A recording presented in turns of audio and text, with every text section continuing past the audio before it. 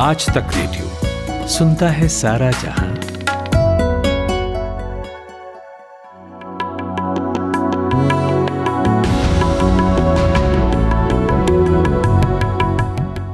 आज तक रेडियो पर बहुत बहुत वेलकम है जी।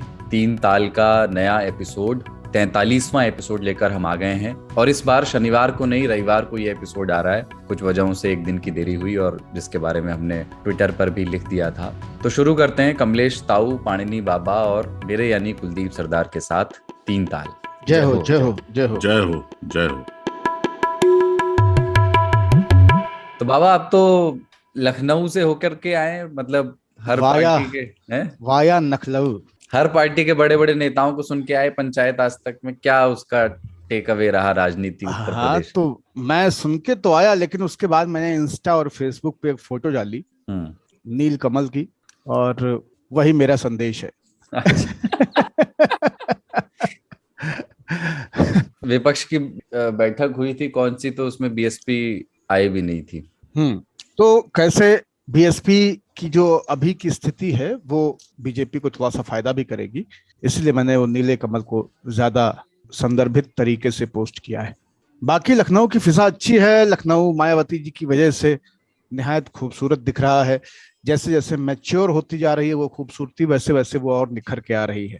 कहते हैं ना कि धूप, वर्षा और शीत, इनसे चीजें और उनका खुरदरापन चला जाता है, वो और खूबसूरत हो जाती है। चाहे वो लोग हों, चाहे इतिहास हो, चाहे इमारतें हों। तो लखनऊ अब और खूबसूरत दिखने लगा है। और सबसे बड़ी खबर जो है लखनऊ की वो ये है कि कई साल बाद, मेरे ख्याल से दशक या उससे ज्यादा समय हो गया हो, मैंने साजिशन एक सफलता पाई है। चौक के चौराहे पे लखनऊ में खासो खास ताऊ को गोलगप्पे खिला दिए मैंने, बतासा। तो ताऊ जो है गोलगप्पा खाए के लौटे हैं लखनऊ से। उसको गोलगप्पा कह रहा हूं ताकि दिल्ली वाले समझ सकें। वैसे दुकान पे भी बतासा ही लिखा था। लखनऊ में तो बतासा ही कहते हैं ना? हाँ, हम लोग भी बतासा ही कहते हैं। हम लोग उसको कहते हैं गुपचुप। हाँ, गुपचुप गुपचुप। ये लामा लामा घूंघट गीत इसी गुपचुप से प्रभावित था। कुछ जगहों पे उसे बोला जाता है फुचका। हाँ, बंगाल में फुचका बोलते हैं ना। और पानी पूरी, हाँ, ये और गोलगप्पा बोलते हैं। हाँ, और गोलगप्पा, लेकिन हम लोग उसको पानी के बतासे बोलते हैं, क्योंकि बतासे दो हैं। बतासे वो मीठे वाले होते हैं जो आज की पीढ़ी के बच्चे जानते नहीं हैं। चीनी को गरमा के उसका जो शीरा होता है उसे कपड़े पे बूंद बूंद टपका के फिर उसे फैल जाने और सूख जाने तक उसका इंतजार करके फिर बतासा, मतलब शुद्ध चीनी है। बतासा तो वो बहुत सारे जो लोक गायक होते थे वो बतासे और लौंग और इन चीजों का बड़ा इस्तेमाल करते थे अपनी आवाज को में तरावट रखने के लिए ना। बिल्कुल बिल्कुल। तो बतासा मुंह में रख के वो कहते थे कि क्योंकि पहले ये परंपरा अब उचित नहीं है, लेकिन पहले मिश्री से बतासा बनता था, तो वो गले के लिए बड़ा मुफीद होता था। और बतासे लौंग या बतासा काली मिर्च या बतासा और पान की जड़, है ना, इस तरह की चीजें रख के तो एक माधुर्य और एक तरावट ये सब बनी रहती थी। और उसका इस्तेमाल कीर्तनीय बहुत करते थे। तब की कंठिल वही थी। हाँ, कंठिल। हाँ, और एक ताड़ का गुड़, ये मिश्री आती है, ताल मिश्री, दुलाल एंड सन्स। हाँ, दुलाल एंड सन्स की मिश्री हमारे पास भी रखी है। तमाम सारे क्लासिकल सिंगर्स जो है उसको इस्तेमाल करते हैं। देशज लोगों के लिए संभव नहीं था कि वो ढाके से या कलकत्ते से मिश्री मंगाएं, तो वो बतासे पे आश्रित रहे। लेकिन बड़े क्लासिकल घरानों में ताड़ की मिश्री को मुंह में रख के और अपने तालू में एक तरफ उसको दबा करके और उससे तरावट का, और कहते हैं कि उससे गले की खिचखिच चली जाती है। वो देसी विक्स है। ये बतासे को हमारे यहाँ गट्टा बोलते हैं ना। गट्टा एक अलग चीज है। गट्टे जो है वो बतासे की तरह से अंदर से खोखले नहीं होते थे। गट्टे वो दूसरे बेलनाकार होते, हाँ, बेलनाकार होते थे, जो तो काट के। हाँ, तो वो एक समझ लीजिए कि आप शीरे की एक छड़ी बना दें सफेद और उसको जगह जगह से काट दें। और जैसे गोलगप्पे में पानी होता है, बतासे में हवा होती थी, हवा होती थी। लेकिन गट्टा जो है ठस होता था। और गट्टे से मुझे सबसे ज्यादा प्रेम था। गट्टा ही सबसे पहले गायब हुआ। है ना। लैया, खील, चिवड़ा, चिरैया अभी भी बचे हैं, लेकिन गट्टे अब बहुत कम जगहों पे मुझे देखने को मिलते हैं। मैं मतलब बाकी जिलों की बात कर रहा हूँ, दिल्ली विल्ली तो भूल ही जाइए, यहाँ गट्टा कोई जानता नहीं। गट्टा ताऊ हमको इसलिए बहुत पसंद था कि गट्टे जो है ना वो क्यूब्स होते थे, गोल बेलनाकार, वो मुंह में रख तो घुलते रहते थे वो। नहीं, और वो जब पहले जबान पे सबसे पहले रखी तो जबान को पकड़ लेता था, क्योंकि वो सलाइवा खींच करके चिपक जाता था। तो वो उसमें क्या रंग होता था? ना ना ना, रंग नहीं, सफेद, सफेद गट्टे एक सफेद। हाँ, मुझे बेलनाकार याद है जिसमें कि रंग भी होता था लाल।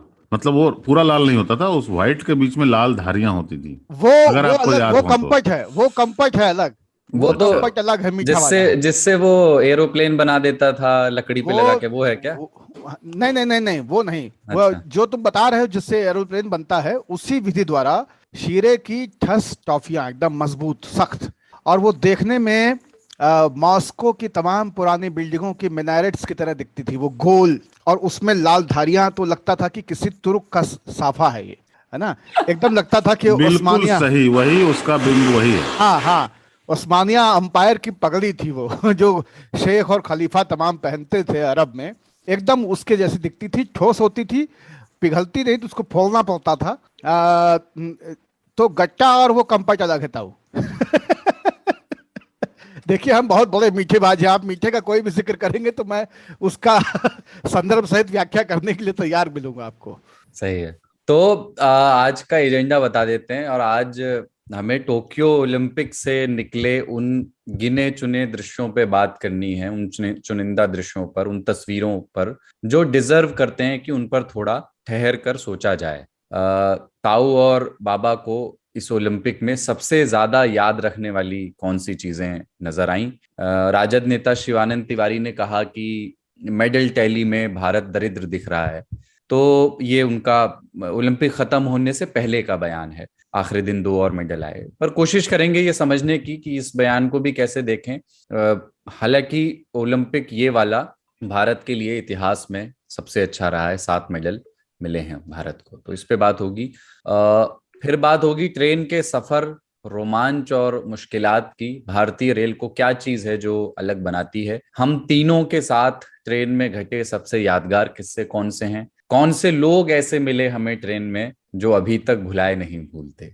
और कवि मन का व्यक्ति कह सकता है कि जिंदगी रेल का ही एक डब्बा है जिसमें कुछ साथी मिलते हैं, बिछुड़ जाते हैं, सबकी अपनी मंजिलें हैं, उसी में अपनी अपनी चोरियां हैं, अपनी अपनी मक्कारियां हैं, और कुछ दोस्तियां भी हैं। इस पर बात करेंगे। और हर बार की तरह बिजारोत्तेजक खबरें आएंगी, सादा जीवन उच्च बिजार यानी अजीबो गरीब खबरें, उन पर भी बतरस होगा। और बीच में और आखिर में भोपाल से आई नेह से लिपटी हुई एक चिट्ठी। पहली बार 3 ताल के लिए किसी ने अपने हाथ से लिख करके चिट्ठी भेजी है। आप चिट्ठी पढ़ते हुए हैंड राइटिंग को देखने का जो सुख है वो अप्रतिम है। वाह वाह। उस चिट्ठी पर बात होगी। तो मैं ये कहूंगा कि ये प्रेम पत्र है। हाँ। हाँ, अभी तक जो पत्र थे वो सप्रेम थे, लेकिन ये प्रेम पत्र है। वो गोपाल दास नीरज कहते थे कि आखिर में हम लिखते हैं ना, जब चिट्ठी लिखते हैं और आखिर में जब खत्म करते हैं तो लिखते हैं आपका कुलदीप। तो कह रहे कि ये जीवन का सबसे बड़ा झूठ है, कोई किसी का हो नहीं सकता। तो मैं सिर्फ आपका और तुम्हारा और सादर नहीं, के बजाय चिट्ठियों की शुरुआत भी झूठ से होती थी। हाँ, हाँ, यहाँ सब वो कुशल पहले, मंगल। हाँ, तो हम तो हमेशा लिखते थे अत्र कुशलम तत्रास्तु, फिर वहां से आगे समाचार ये है कि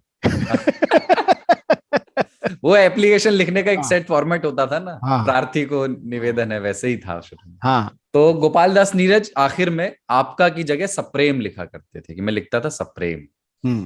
चिट्ठियां सप्रेम होती हैं, और ये वाली प्रेम पत्र है। उस पर बात करेंगे, पर शुरुआत अपन ओलंपिक से कर रहे हैं। मोटा माटी पिक्चर अब क्लियर है। अभी जब हम लोग ये रिकॉर्ड कर रहे हैं, चीन टॉप पर है, अमेरिका दूसरे पर है, और जापान तीसरे नंबर पर है। भारत के पास इस बार 7 पदक हैं, जो किसी ओलंपिक में भारत ने इतने पदक नहीं जीते। पहली बार एथलेटिक्स में कोई मेडल मिला है और सीधे गोल्ड मिला है, तो नीरज चोपड़ा को जेवलिन थ्रो में मिला। इसके अलावा वेट लिफ्टिंग में मीराबाई चानू को सिल्वर मिला। काफी ब्रॉन्ज आए, पीवी सिंधु, बॉक्सर लवलीना बोरगोहेन, लेकिन सबसे बजरंग महत्वपूर्ण पुनिया। हॉकी वाला रहा। हॉकी वाला, बिल्कुल। हॉकी वाला सबसे महत्वपूर्ण रहा, क्योंकि 49 साल से अगर 80 में वो जो स्पेशल एंट्री प्रोविजन के तहत ये खेल लिए, अदरवाइज सेमीफाइनल खेलने को तरस गया था भारत 49 सालों से। और इस बार दोनों ही और टीमें पहुंची सेमीफाइनल। हाँ, और इस बार दोनों ही टीमें, पुरुष और महिला हॉकी। तो मेरा तो पिताजी हॉकी खेलने वाले रहे, और हॉकी के तमाम सारे भारतीय टीम के अंतर्राष्ट्रीय खिलाड़ी और राष्ट्रीय स्तर पे खेलने वाले वो सब अपने मित्र रहे, बनारस से निकले हुए। बहुत समय अंतिम दिन थे तब हॉकी प्लेयर विवेक सिंह के उनके साथ बिताए। तो शाहिद साहब का जिक्र नहीं करूं तो बहुत पाप होगा। बनारस में इन सब लोगों के साथ में रहा हूं, और हॉकी की बदहाली, हॉकी के खिलाड़ियों का संघर्ष, और हॉकी के स्वर्णिम इतिहास के बाद इतना लंबा वनवास, आधी सदी का, इन सब के बाद में अब जबकि गोल्ड भी हमको एथलीट्स में मिल गया है, और मैं उसको कमतर नहीं आंकना चाहता हूं, लेकिन ये अपने अपने चॉइस का मामला है। तो मैं अपने प्रेम में विभोर हूं, और वो आधे शताब्दी के संघर्ष के बाद अंततः झोली में कुछ सेमीफाइनल खेलने का मौका, और एक पदक ये 41 साल बाद जीत के आना, ये दो चीजें जो हैं, मुझे लगता है कि ओलंपिक का सबसे खूबसूरत टेक अवे है। लेकिन एक बहुत बड़े शाम पट पे एक कोने में लिखी हुई तारीख खड़िया से या चौक से, उतना ही मुझे दिखता है ये सुखानुभूति का सारा बिंब ओलंपिक से संबंधित। बाकी शाम पट मुझे अभी भी काला, खाली, रिक्तताओं से भरा दिखाई देता है, जिसके कोनों में मकड़ियों ने अपने जाले बना लिए। अभी आप देखिए कि कल स्वर्ण पदक जीतने के बाद से पैसे की बौछार शुरू हो गई है। बाकी खिलाड़ियों के लिए भी लोग, राज्य सरकारें पैसे दे रही हैं, मकान दे रही हैं, नौकरियां इनको दी जाएंगी, सारी चीजें होंगी। बहुत अच्छा बात है, देना ही चाहिए, क्यों नहीं देंगे। लेकिन जीतने के बाद दुनिया में खेल की सबसे बड़ी कसौटी पे अपने आप को साबित करने के बाद आप उनको पारितोषिक बांट रहे हैं अपना विज्ञापन करने के लिए, अपने आप को श्रेष्ठ दिखाने के लिए, अपने आप को बड़ा खेल प्रेमी दिखाने के लिए। एक राज्य सरकार नवीन पटनायक की, उसने अगर मदद नहीं की होती तो हॉकी की ये स्थिति भी नहीं होती, ये वनवास और लंबा शायद चलता। सबसे बड़ी जो दुविधा है ना, और कुलदीप, इसीलिए जब तुमने कहा ना कि आपको सबसे अच्छा क्या लगा, मुझे कुछ ओलंपिक में भारत का अच्छा लगता ही नहीं है। ये बस दिनांक लिखी हुई चीजें हैं उस श्याम पट पे, क्योंकि ओलंपिक खेलने के लिए हम अपने खिलाड़ियों को तैयार करते ही नहीं है, हम कभी खर्च ही नहीं करते हैं उसके ऊपर। इस देश में दो चीजों का नशा जो है ना, एक जात का और एक क्रिकेट का, ये सबसे खतरनाक है, और ये कितनी सच्चाइयों को लील गया है। तो ओलंपिक की अच्छी तस्वीरों में केवल मुझे कुरूपता दिखती है, भ्रष्टाचार दिखता है, नौकरशाही का अत्यधिक दबाव दिखता है, फर्जीवाड़ा दिखता है, और डिस्करेजमेंट दिखता है। हतोत्साहित किया जाता है खिलाड़ियों को आखिरी दिन तक। मैं मतलब इन सारी जो आपने बिंदु सारे रखे हैं ना, क्रिकेट वाले भी और प्रबंधन के लेवल अरे हम पे, बहुत बजट भरे के हुए हैं लेवल इसके पे। ऊपर, हम 3 घंटा बोल सकते हैं। हाँ, गालियों से भरा तो हुआ मेरा। हाँ। इन सब पर आना है। पहले एक बार मैं चाह रहा हूँ कि इमेजेस ले लें कि आपके लिए क्या इमेजेस नहीं। आपने जैसे हॉकी वाली बात की, मेरे लिए मैं उसको थोड़ा सा और स्पेसिफिक होकर के विमेन हॉकी के प्रदर्शन, उनको मेडल नहीं मिला। बिल्कुल बिल्कुल, दोनों दिन वो बैक टू बैक, दोनों हाँ। दिन, पहला दिन बेटियों का खेलना, और दूसरा दिन अचानक सवेरे सवेरे हॉकी टीम का एक पदक जीत के आ जाना, ये दोनों दिन बैक टू बैक मेरे लिए बहुत खूबसूरत रहे। मैं हॉकी की बात कर रहा हूँ, पुरुष या महिला की नहीं। हाँ। हाँ, तो वो एक्चुअली बतावा। उसमें ये है ना कि मतलब ये अनफॉर्चुनेट है कि हम हॉकी खिलाड़ियों के सभी के नाम नहीं जानते थे, पूरा देश नहीं जानता था। और क्या होता है कि जब आप देखते हैं, जब आपकी रुचि आने लगती है, आप देखते हैं टीम को जीतते हुए, तो आपका परिचय होता जाता है।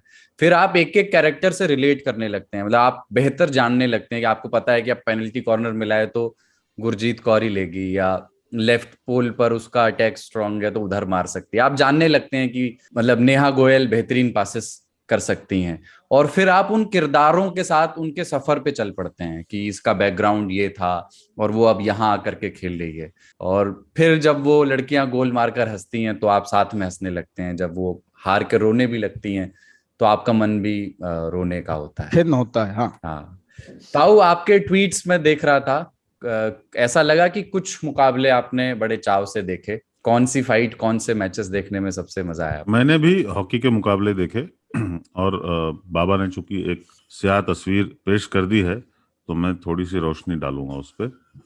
तो ये कि प्रोग्रेस बहुत हो रहा है। पहले पारितोषिक हमको नजर आता है क्योंकि हम देखते हैं बड़े बड़े एडवर्टीजमेंट होते हैं, नेताओं की तस्वीरें होती हैं, पर बहुत सारा मेहनत इनके पीछे भी गया है। अब सरकारें भी, देखिए सरकारों का काम है नहीं वैसे, पर चूंकि जब लोग राष्ट्र के लिए खेलते हैं तो सरकार की जिम्मेदारी बनती है, और सरकारें अब ज्यादा सचेत हो रही है लगातार। मैं किसी एक सरकार के बारे में नहीं कहूंगा, लगातार यही मेरी लड़ाई है ताऊ से उस कि पे ये खर्च हो रहा है। सरकार का हर काम जो है वो सरकार से लेना चाहते हैं। उनके बेस्ट जो कोचेस जो भी अवेलेबल होते हैं, इन सब के पास बाय द वे हर तरह के कोचेस हैं, पर्सनल ट्रेनर्स हैं, जो लोग हैं जैसे JSW स्पोर्ट्स है, वो जिंदल का एक संस्थान है, वो इसमें बहुत इन्वेस्टमेंट करते हैं। नीरज के लिए उन्होंने बहुत इन्वेस्टमेंट किया है उसके पीछे। तो ऐसे बहुत सारी स्वतंत्र संस्थाएं हैं और सरकार है जो कि लगातार इसमें पैसे और दूसरी सुविधाओं के हिसाब से इसमें निवेश कर रहे हैं, और उसका परिणाम धीरे धीरे दिख रहा है। अगर यह आपका सबसे अच्छा प्रदर्शन है तो इसका मतलब है कि हम आगे बढ़ रहे हैं। रही बात संस्कृति की, संस्कृति देखिए क्या होता है, क्रिकेट को बहुत, मैं क्रिकेट भी नहीं देखता, बचपन में जब लोगों को बताया जाता है कि पढ़ोगे लिखोगे बनोगे नवाब, खेलोगे कूदोगे हो जाओगे खराब, तो मैंने उसको थोड़ा सीरियसली ले लिया था। मैं पढ़ने लिखने में ज्यादा रहा और खेलने में कम रहा। पर खेल की संस्कृति एक अलग चीज होती है, नॉर्थ ईस्ट में है, हरियाणा में है, आप उसका परिणाम देख सकते हैं। लेकिन जिन राज्यों में नहीं है, यूपी बहुत बड़ा राज्य है, पर खेल की संस्कृति के नाम पर क्या है, उसमें सरकारी योगदान चाहिए होता है।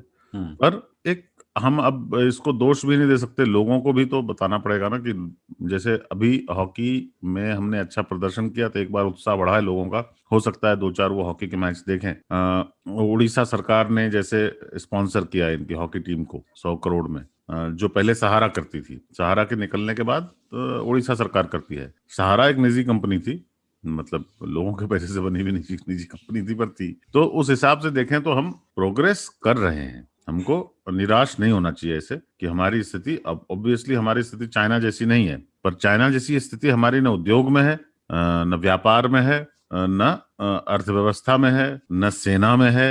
आप चाइना का मुकाबला नहीं कर सकते। भारत एक अभी भी बहुत पिछड़ा हुआ देश है, वो खेल में भी दिखता है। अमेरिका के गोल्ड शायद आज चाइना से ज्यादा हो जाए, पर वैसे भी सबसे ज्यादा मेडल अमेरिका के पास है। उसका कारण है कि वह समृद्ध भी है। हमारे यहाँ सभी खिलाड़ियों को जैसे अभी करोड़ों के इनाम दिए जा रहे हैं, उससे हो सकता है कुछ लोग इंस्पायर्ड हों। सबको सरकारी नौकरी देने का प्रचलन पहले से है कि सारे खिलाड़ी जो होते हैं वो उनको ONGC जैसी PSUs, रेलवे जैसे PSUs, या फिर सरकार में पुलिस में या यहाँ वहाँ उनको नौकरी दी जाती है। और क्या किया जा सकता है, वह देखिए, वह बाजार व्यवस्था भी के अंग हैं हम, और उस बाजार व्यवस्था में क्रिकेट सबसे बड़ा खिलाड़ी है। हम दूसरे खेलों से वो अभी तो बहुत लंबा समय लगेगा कि दूसरे खेल क्रिकेट की बराबरी कर पाएंगे। क्रिकेट ओलंपिक में नहीं है, नहीं तो हमारा मेडल एक तो होता ही है ना, उसके चांसेस बहुत ज्यादा रहते हैं। रहेगी बात, ब्रॉन्ज बहुत मिला है हमको। देखिए सबसे ज्यादा खुश तो गोल्ड ही होता है, पर उससे 2 नंबर पे ब्रॉन्ज आता है।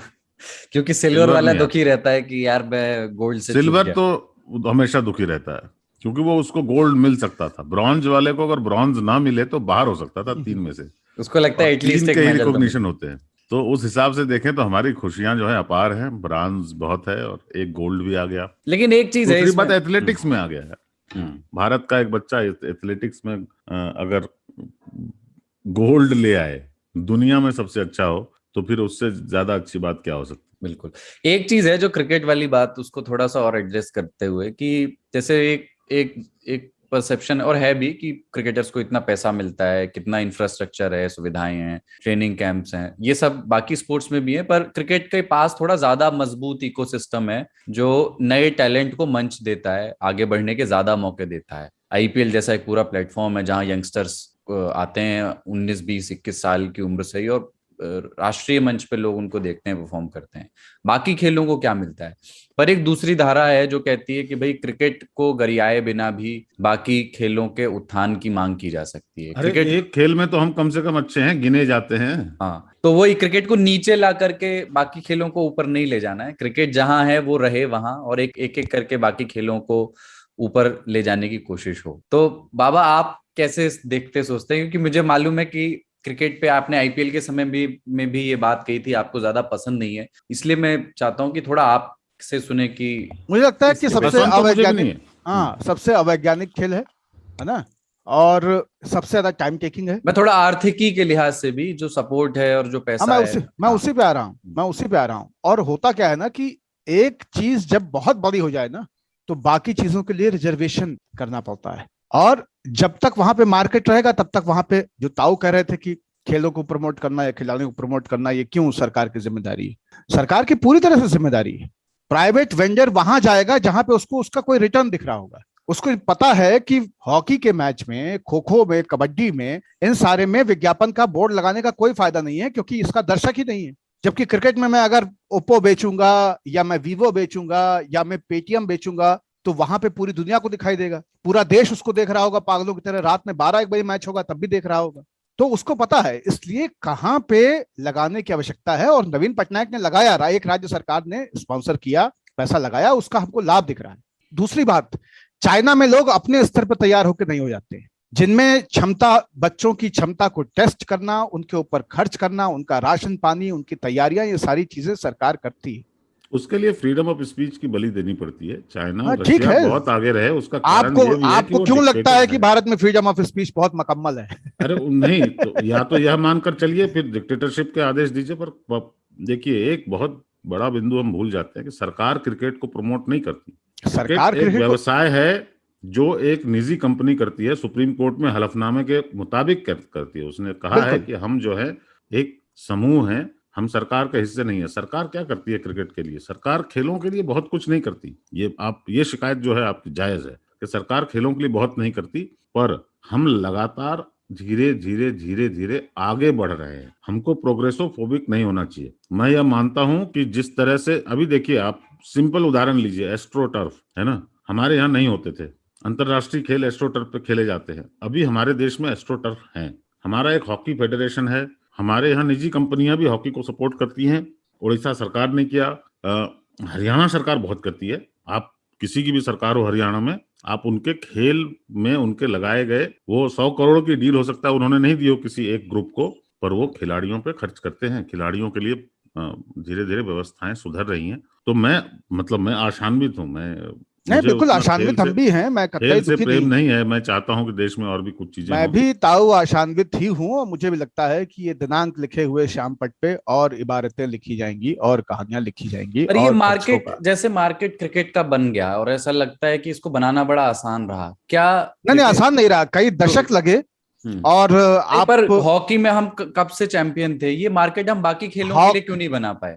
विश्व कप क्रिकेट जीतने के बाद जिस तरह से हॉकी, ये क्रिकेट के अराउंड मार्केटिंग हुई थी बहुत जबरदस्त तरीके से, तमाम विज्ञापन और ये सारी चीजें, वहां से अचानक से शहरों से जनपद स्तर पे हॉकी के मैच गायब हुए और मैदानों को अधिकतर क्रिकेट ने छेक लिया। ये ऐसा नहीं है कि ये एक दिन में हो गया है, और वो बढ़ता गया है। 80s की ये कहानी है। 90s में इसमें तड़का लगा इंडिया पाकिस्तान के मैचेस का, जहां पे वो राष्ट्रीय चेतना से जुड़ी हुई चीज बन गई। एक पूरे के पूरे पॉलिटिकल आइडियोलॉजिकल डिस्कोर्स ने क्रिकेट को अप्रोप्रिएट कर लिया नेशनलिज्म के अपने डेफिनेशंस में, और लोगों को बांट के देखने में भी अच्छे राइवल्स रहे हैं। लेकिन ये वर्ल्ड कप के बाद जिस तरह से कॉर्पोरेट बढ़ा, जिस तरह से इन्वेस्टमेंट बढ़ा, वहां से क्रिकेट एकदम से एक जंप लेता है और चीजें उसकी मजबूत होना शुरू होती हैं। और उसका परिणाम ये हुआ, मैं आपको बता रहा हूं, मैं अपने बचपने का याद करता हूं। जब बहुत छोटा था तो हमारे यहाँ जो बड़े ग्राउंड्स हैं और जो स्टेडियम है, यहाँ पे हॉकी के मैच होते थे, और फ्रेम बना के उस पे पाटे रख के बाकायदा बैठने वाला पवेलियन बल्दियों पे सधा हुआ बनाया जाता था। ग्राउंड भरे हुए होते थे। ये बात और है कि मैच खत्म होते होते 2-4 ग्रुप्स में लड़ाई भी हो जाती थी, लेकिन हॉकी का मैच इस तरह से होता था। लोग जर्सी पहन करके भाग भाग के खेलते थे। हॉकी का उपयोग हमारे यहाँ लड़ाई के लिए ही किया जाता है वैसे। हाँ, लेकिन गाड़ी में रखने लोग, हाँ, हॉकी बोलते हैं उसको। लेकिन उसके बाद हॉकी बची गुंडों के पास, है ना। सिनेमा में, बॉलीवुड में हॉकी बहुतायत इस्तेमाल होने लगी, और बैट का इस्तेमाल कभी भी आप मारपीट में होते हुए नहीं देखेंगे फिल्मों में, मध्य प्रदेश को छोड़ करके। हाँ, मतलब वहां पे वो भी, मतलब सिनेमा नहीं है, वो पॉलिटिकल सिनेमा है। तो क्रिकेट एकदम अलग दिशा में चला गया। और क्रिकेट के ऊपर फिर बहुत, मतलब आप देखिए, बहुत सारा काम होता रहा।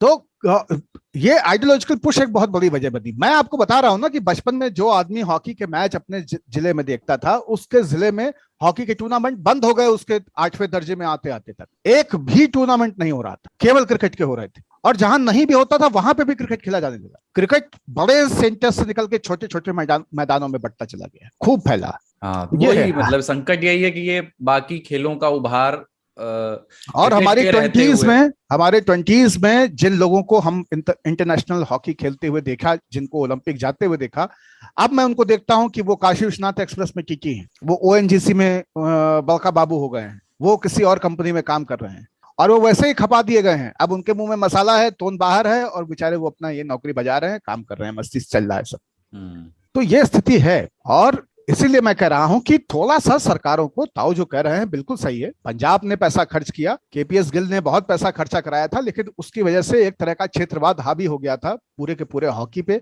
किस तरह से हॉकी का जो कमाल हमेशा से यूपी ने दिखाया है, वो यूपी कैसे बाहर कर दिया गया था केपीएस गिल के टाइम में, और पूरा पंजाब डोमिनेंस हो गया था। और उन्होंने अच्छा खासा पैसा उसमें लगवाया था, क्योंकि उनका पद, उनका पहुंच, सारी चीजें बहुत मजबूत थी। और उस पंजाब डोमिनेंस से कुछ हासिल हुआ नहीं हॉकी में, लेकिन पंजाब ने खर्च किया। इस बहाने पंजाब में बड़े पैमाने पे हॉकी का एक इंफ्रास्ट्रक्चर खड़ा हो गया। हरियाणा ने अच्छा पैसा लगाया, हरियाणा ने मेहनत की तमाम खेलों के ऊपर, कुश्ती से लेकर के ये एथलीट्स में, ये आपका हॉकी में, बॉक्सिंग में, इन सब चीजों में पैसा लगाया उन्होंने। चौटाला वगैरह सब लोग उस पर घुसे रहे, और घुस करके उन्होंने, क्योंकि वहां पे लोगों का इंटरेस्ट भी था, लेकिन हम लोगों के यहाँ वो चीजें कमजोर होती गई। तो मुझे लगता है सरकार को कुछ समय के लिए इसे गंभीरता से लेना चाहिए। ताऊ जो कह रहे हैं, ताऊ की तरह ही मैं भी पूरी तरह से आशान्वित हूं, लेकिन उस आशा को मूर्त रूप में बदलने के लिए कुछ समय के लिए आप इन खेलों को और अधिक हाथ फैला के, दिल खोल के संरक्षण दीजिए, इसमें पैसा डालिए। ये जब अच्छा करने लगेगा ना, तो एक ट्रेंड बनेगा। तो जो बच्चे अभी भी यही धारणा रखते हैं हमारे और ताऊ की तरह कि पढ़ोगे लिखोगे बनोगे नवाब, खेलोगे कूदोगे होगे खराब, वो धारणा बदलेगी। वैसे बजट अगर 10 साल में आप कंपेयर कर लें तो काफी ज्यादा बढ़ा है खेलों के लिए बजट। घटा भी है आवश्यकता अनुसार। कुछ उसमें 3 हिस्से कर दिए गए, खेलो इंडिया, फेडरेशंस और वो। तो खेलो इंडिया का बजट बढ़ा है और फेडरेशंस का लगभग वही रहा है, तो इस वजह से ये इसमें एक चीज गौर करने की होती है कि ओलंपिक को ध्यान में रखकर हमारी स्ट्रेटजी अभी भी नहीं है। देखिए, कुछ ऐसे गेम होते हैं जिसमें कि जेवलिन में अभी गया अपना एक लड़का, है ना, एक बहुत ही क्रांतिकारी सा किसी सी कविता है कि राणा का तू वंशज है, फेंक जहां तक बाला है। तो आपने चुना कि नहीं, हमको अब इस बार स्केट बोर्डिंग, जिसको हम स्पोर्ट्स नहीं मानते थे, है ना, तो वो एक बच्चों का शगल है, वो शामिल हो गया। और उसमें जापान ने गोल्ड जीता, ब्रिटेन की 13 साल की लड़की। हाँ, तो बच्चे खेलते हैं वो। आप देखो, अब अभी अगर आप इसको स्केट बोर्डिंग के लिए बच्चे तैयार करने शुरू करो, तो हो सकता है कि आप एक नहीं 2-3 ओलंपिक में कुछ ना कुछ जगह बना लोगे।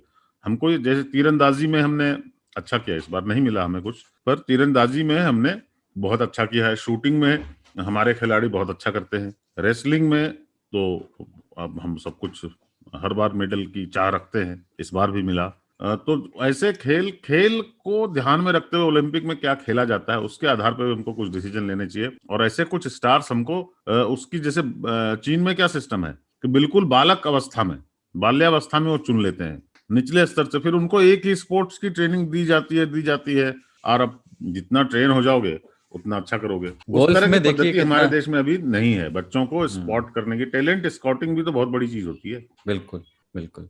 अब बताओ किसने बताया होगा नीरज को, जिसने भी पहले कि भाई तू भाला मार, है ना, नहीं तो वो भी क्रिकेट खेलता, फुटबॉल खेलता, हॉकी खेलता, कुश्ती लड़ लेता, हरियाणा का था। पर यही होता है, जीत गए तो अच्छा। आपने नोटिस किया होगा, जीतने के साथ ही ज्योतिरादित्य सिंधिया ने वीर मराठा घोषित कर दिया, और तुरंत डिबेट चल गई। कुछ लोगों ने कहा यार सारे चोपड़ा मराठी होते, मैंने तो सोचा ही नहीं था, है ना। फिर पंजाबी लग गए उसमें कि नहीं, ऐसी बात क्यों कर रहे हो, सारे चोपड़ा मराठी नहीं होते, ये भी मराठी नहीं है। लेकिन फिर महाराष्ट्र से तरह तरह के संदेश आने लगे कि देखिए वीर मराठा हमारा बच्चा गोल्ड मेडल जीत के आया है। तो जब आदमी को सफलता मिलती है तो उसको क्रेडिट करने वाले मराठा जीन्स को भी क्रेडिट दे देते हैं।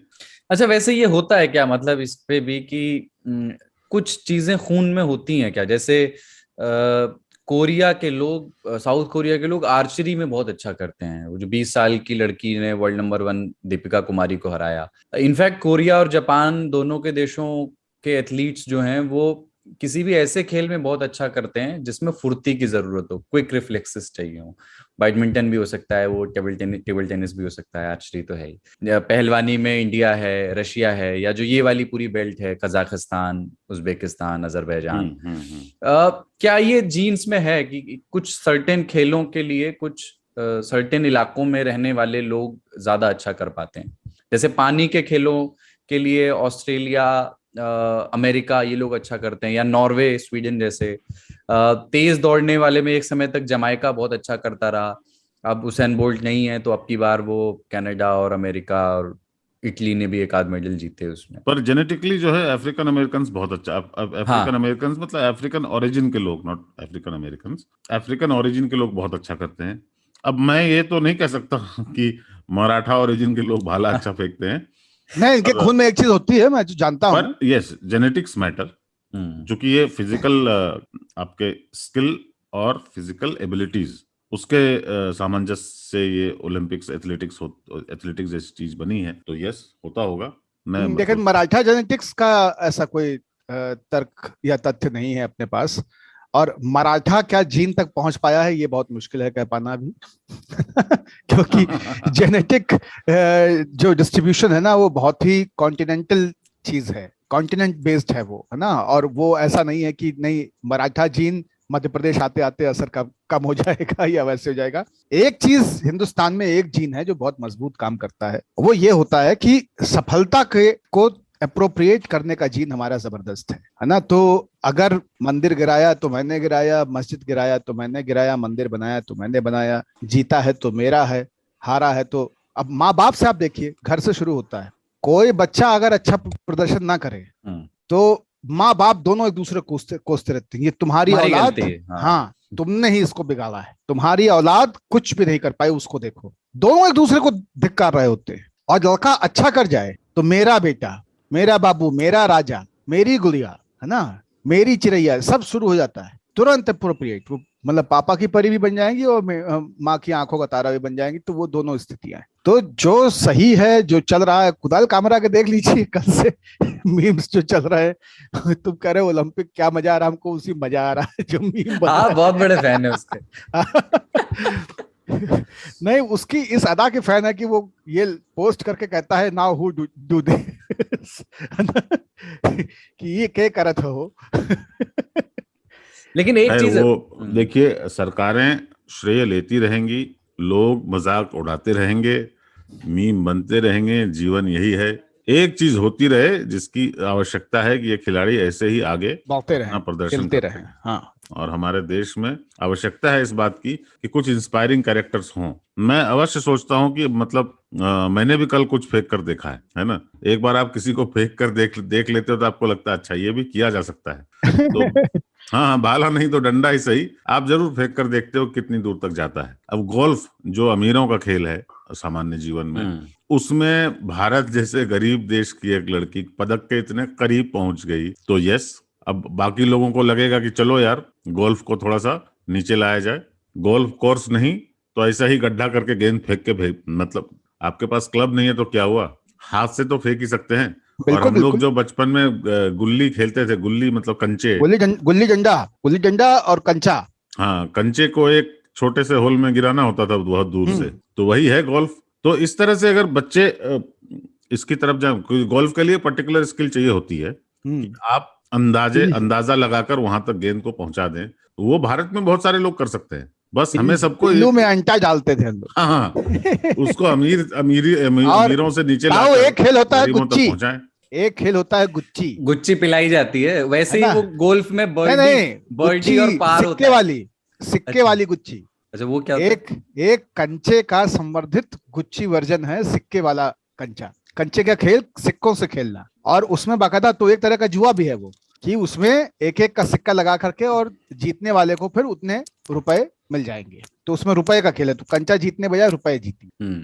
तो लोग जेब में सिक्का भर के लाते थे, फिर सिक्का डालना है, सिक्का उसमें चला जाए, फिर दूसरा सिक्का भी अगर आपने उसको पीट दिया और बाकी लोग नहीं पीट पाए तो सब आपके हो गए। तो वो बड़ा इंटरेस्टिंग खेल है। अच्छा, मैं चाहता हूँ एक दो तीन और छोटी छोटी तस्वीरें हैं जो इसी ओलंपिक में हुई, पर वो ऑफ फील्ड मूवमेंट्स थे और उनकी बड़ी चर्चा हुई, तो उस पे भी हम लोग उन तस्वीरों को भी दर्ज कर लें इस बातचीत में। जैसे जितने भी हिस्सा लेने वाली टीमें थी उनमें से एक रिफ्यूजीज की भी टीम थी। रियो ओलंपिक में भी रिफ्यूजीज की एक टीम थी, तब उसमें 10 रिफ्यूजी खिलाड़ी थे 4 देशों के, और उनको कोई देश नहीं था तो झंडा उनको मिला था ओलंपिक वाला जो झंडा होता है उसको। और इस बार रिफ्यूजी टीम में 11 देशों के 29 खिलाड़ी थे, उनकी संख्या बढ़ी। तो ये एक तरह से उन लोगों का रिप्रेजेंटेशन था जिनका कोई देश नहीं है कागजों पर, जो अपने देश से दरबदर हैं, विस्थापित हैं। तो ये देखना भी काफी सुखद रहा। बिल्कुल। और एक और चीज बड़ी चर्चा में रही, ब्रिटेन के ना एक चैंपियन डाइवर हैं टॉम डेले, उन्होंने गोल्ड भी जीता। वो एक कोई और दूसरा मैच देखने के लिए दर्शक दीर्घा में बैठे थे और इस दौरान वो एक स्वेटर की बुनाई करते हुए नजर आए, और इस तस्वीर को भी बहुत शेयर किया गया। और भारत में तो वैसे भी मतलब बाकी दुनिया का मुझे मालूम नहीं अलग अलग देशों का क्या हिसाब है, लेकिन बुनाई, सिलाई, कढ़ाई जैसी चीजें हमारे यहाँ औरतों के पूरी लिए दुनिया में है। हाँ। यहाँ तक कि फ्रांस की रानियां तक अपने मतलब राज परिवार की जो कन्याएं थी वो अपने प्रेमियों को देने के लिए रुमाल पे अपने हाथ से कढ़ाई करती थी। ऐसे तमाम सारी कहानियां हैं। रशिया में बहुत जबरदस्त चलन है कढ़ाई बुनाई का। पूरा कजाकिस्तान, उज्बेकिस्तान, ये जो पूरा एशिया पैसिफिक वाला रीजन है इसमें कढ़ाई का जबरदस्त है। टर्किश वीविंग जो है उसमें कपड़ों से लेके दरिया, छोटे बैठने वाले गिलाफ, लिहाफ, उन सब के ऊपर कार्विंग, वो तो बाबा काम होता है। हाँ, तो वो लेकिन तो स्वेटर बहुत बुनना जो जबरदस्त है वो आप सब कॉन्शियसली कर सकते हो, बस में बैठे, ट्रेन नहीं में नहीं, बैठे, हाँ, ताऊ कुछ उसको भी देखते कर हो, सकते कुछ हैं। बात हमारी करते माता हो। जी क्रोएशिया का काम करती थी। वो नहीं, वो जो टीवी का कवर और रेडियो का कवर, मेज पोस है ना, जग का कवर और जग के नीचे बिछाने वाला गोल गोल, तो वो बात करते करते उसको बिल लेती थी। उनका तो वो दक्षता रही। स्वेटर तो मैं भी बिल लेता हूँ लेकिन अब नहीं, मतलब सबको बुनना चाहिए। हाँ। स्वेटर जो है, अगर हर आदमी देश का, हमारे यहाँ 1 करोड़ 130 करोड़ लोग रहते हैं, उसमें से 100 करोड़ भी अगर अपने खाली समय में जब कुछ सुन रहे हो या देख रहे हो उस समय अगर बुनना शुरू कर दें, उसको देखना भी नहीं पड़ता है, बुनते हैं लोग ताऊ ऐसे जैसे सब कुछ बुन भी लेंगे, देखते हो। आप नहीं बुन पाएंगे। आप 5 मिनट मोबाइल टच किए बिना रह नहीं सकते। पता चला कि वही जो तो 14 वहीं फंदे पे आ रहा लगाए था। उसका भी मोबाइल पे टच कर। मैं वहीं आ रहा था कि आप जो है, नहीं, मैं समझ जो गया। जो हाँ, हम सब कॉन्शियसली करते हैं वो है कि मोबाइल फोन को उठा लिया, उसमें कुछ सर्फ करने लगे, कुछ स्क्रॉल करने लगे। उससे अच्छा है कि सबके हाथ में आप स्वेटर बुनने के कांटे दे दो और ऊन दे दो। हाँ। और ये जो बुनना है ना, कितना मतलब लिटरली कुछ क्रिएट करना है ना, कितना हाँ। रचनात्मक है कि आप सच में कुछ बना रहे हो। तो उनने वो जो दर्शक दीर्घा में वो जो बना रहे थे स्वेटर, बाद में वो पूरा हो गया तो उसकी भी फोटो उन्होंने सोशल मीडिया पे शेयर की, और चाहे अनचाहे एक मैसेज गया बहुत बड़ा, और खासतौर से लड़कियों ने हाँ, बहुत शेयर लेकिन किया उसको। इस चक्कर में सरकारी विद्यालयों की मास्टराइनियों ने कई को बिगाड़ भी दिया है। उनको बनाना क्या था और बनाती क्या रही वो बैठ करके क्लासरूम में। तो वो भी एक पहलू है। नहीं, अगर स्वेटर बुनने में आपका ध्यान चला जाता हो कि आप बुन रहे हैं, आपको ये एहसास हो कि आप बुन रहे हैं, तो फिर आप बुन नहीं रहे, तब आप बना रहे हैं। हाँ बुनना जो है वो गुनने जैसा है, हाँ, देखना नहीं है आपको उस तरफ, आप देखना नहीं बस है आपको। हाँ हाथ चलते रहने। अच्छा, इसी ओलंपिक में एक चीज और हुई। सूडान के एक जूडो खिलाड़ी ने इजराइल के अपने अपोनेंट से लड़ने से इनकार कर दिया और ओलंपिक से बाहर होना चुना। अल्जीरिया के भी एक खिलाड़ी ने, फैथी नूरीन उनका नाम है, उन्होंने भी ऐसा ही किया। इजरायली अपोनेंट के सामने खेलने के बजाय विथड्रॉ करना पसंद किया और उन्हें भी टोक्यो से वापस भेज दिया गया। तो उन्होंने, ये खबरें बाद में आई कि उन्होंने फिलिस्तीन के मसले को समर्थन देने के लिए ऐसा किया।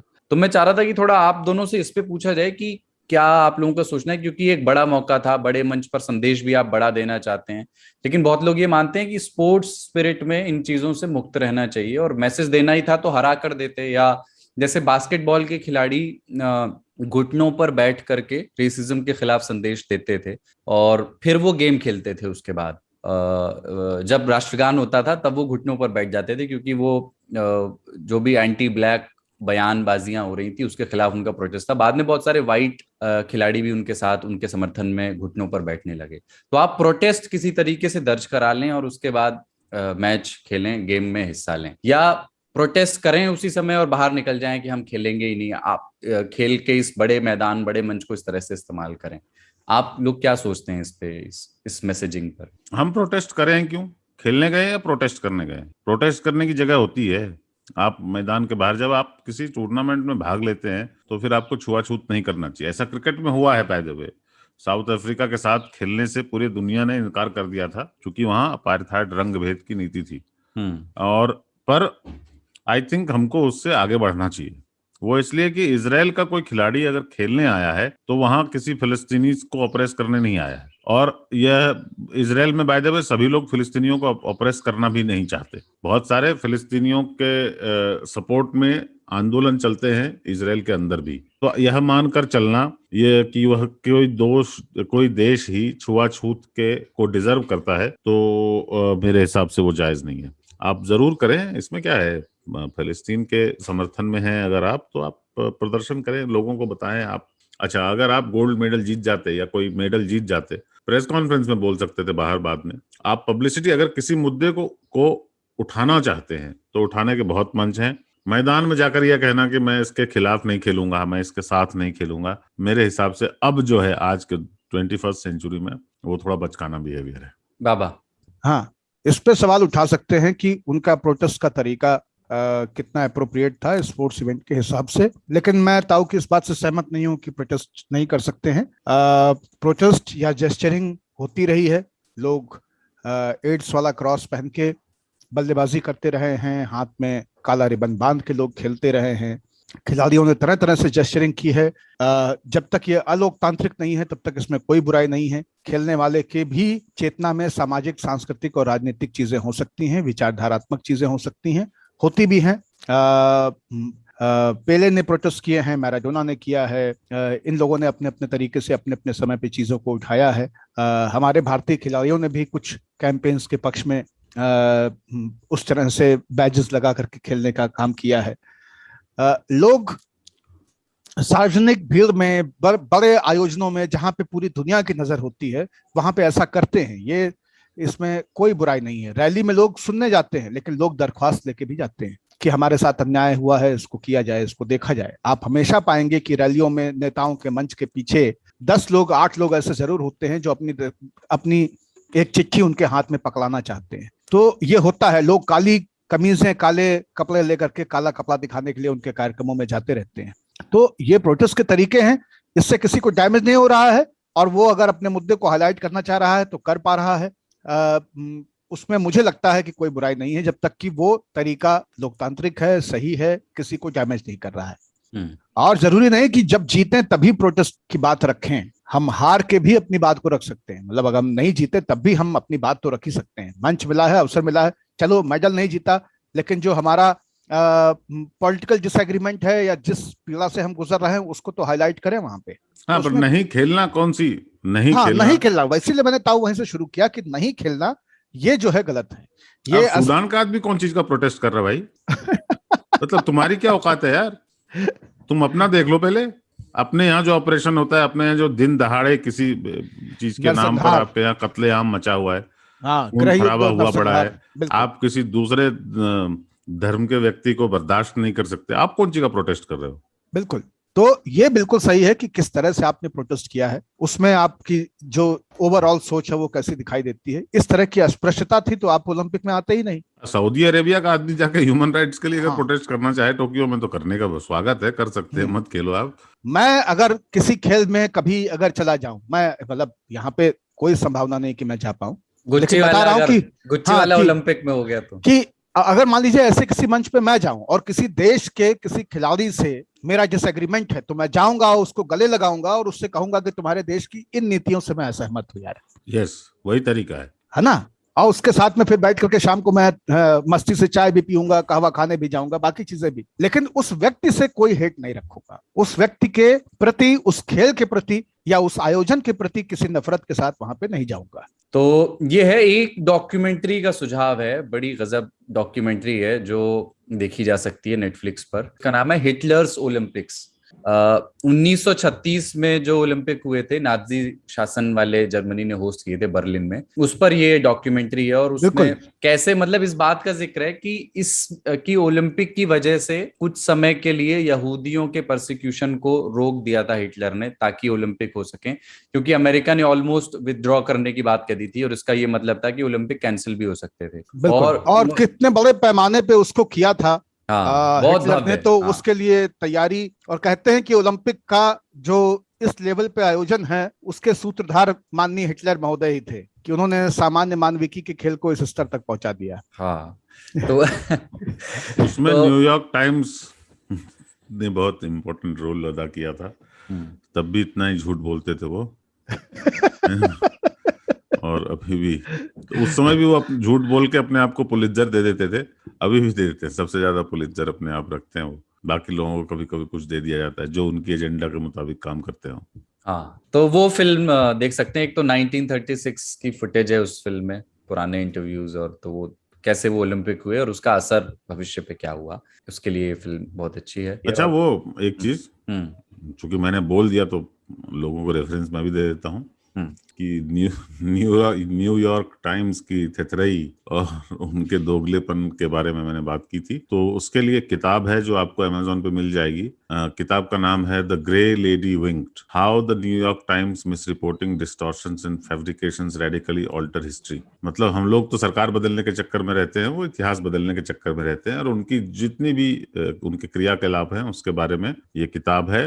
ये एशले रिंसबर्ग नाम के ऑथर ने लिखी है। तो मैं रेकमेंड करूंगा आप लोगों को कि ये सिर्फ न्यूयॉर्क टाइम्स का मसला नहीं है, ये कैसे बहुत सारे अखबार, मास मीडिया के आइकॉनिक ब्रांड्स आपके दिमाग को बदलने की कोशिश करते हैं, इतिहास को बदलने की कोशिश करते हैं, सच को बदलने की कोशिश करते हैं। तो वो अगर जानना है और समझना है तो आप इसको पढ़ सकते हैं। मैं बिल्कुल पूरी तरह से इस किताब का फैन नहीं हूँ, पर अच्छी किताब है। एक दूसरा नजरिया आपको मिलता है। आप जिस चीज के बारे में बहुत अच्छा सोचते रहते हैं, उसको बहुत महान सोचते रहते हैं और उसकी बातों का अनुकरण करते हैं।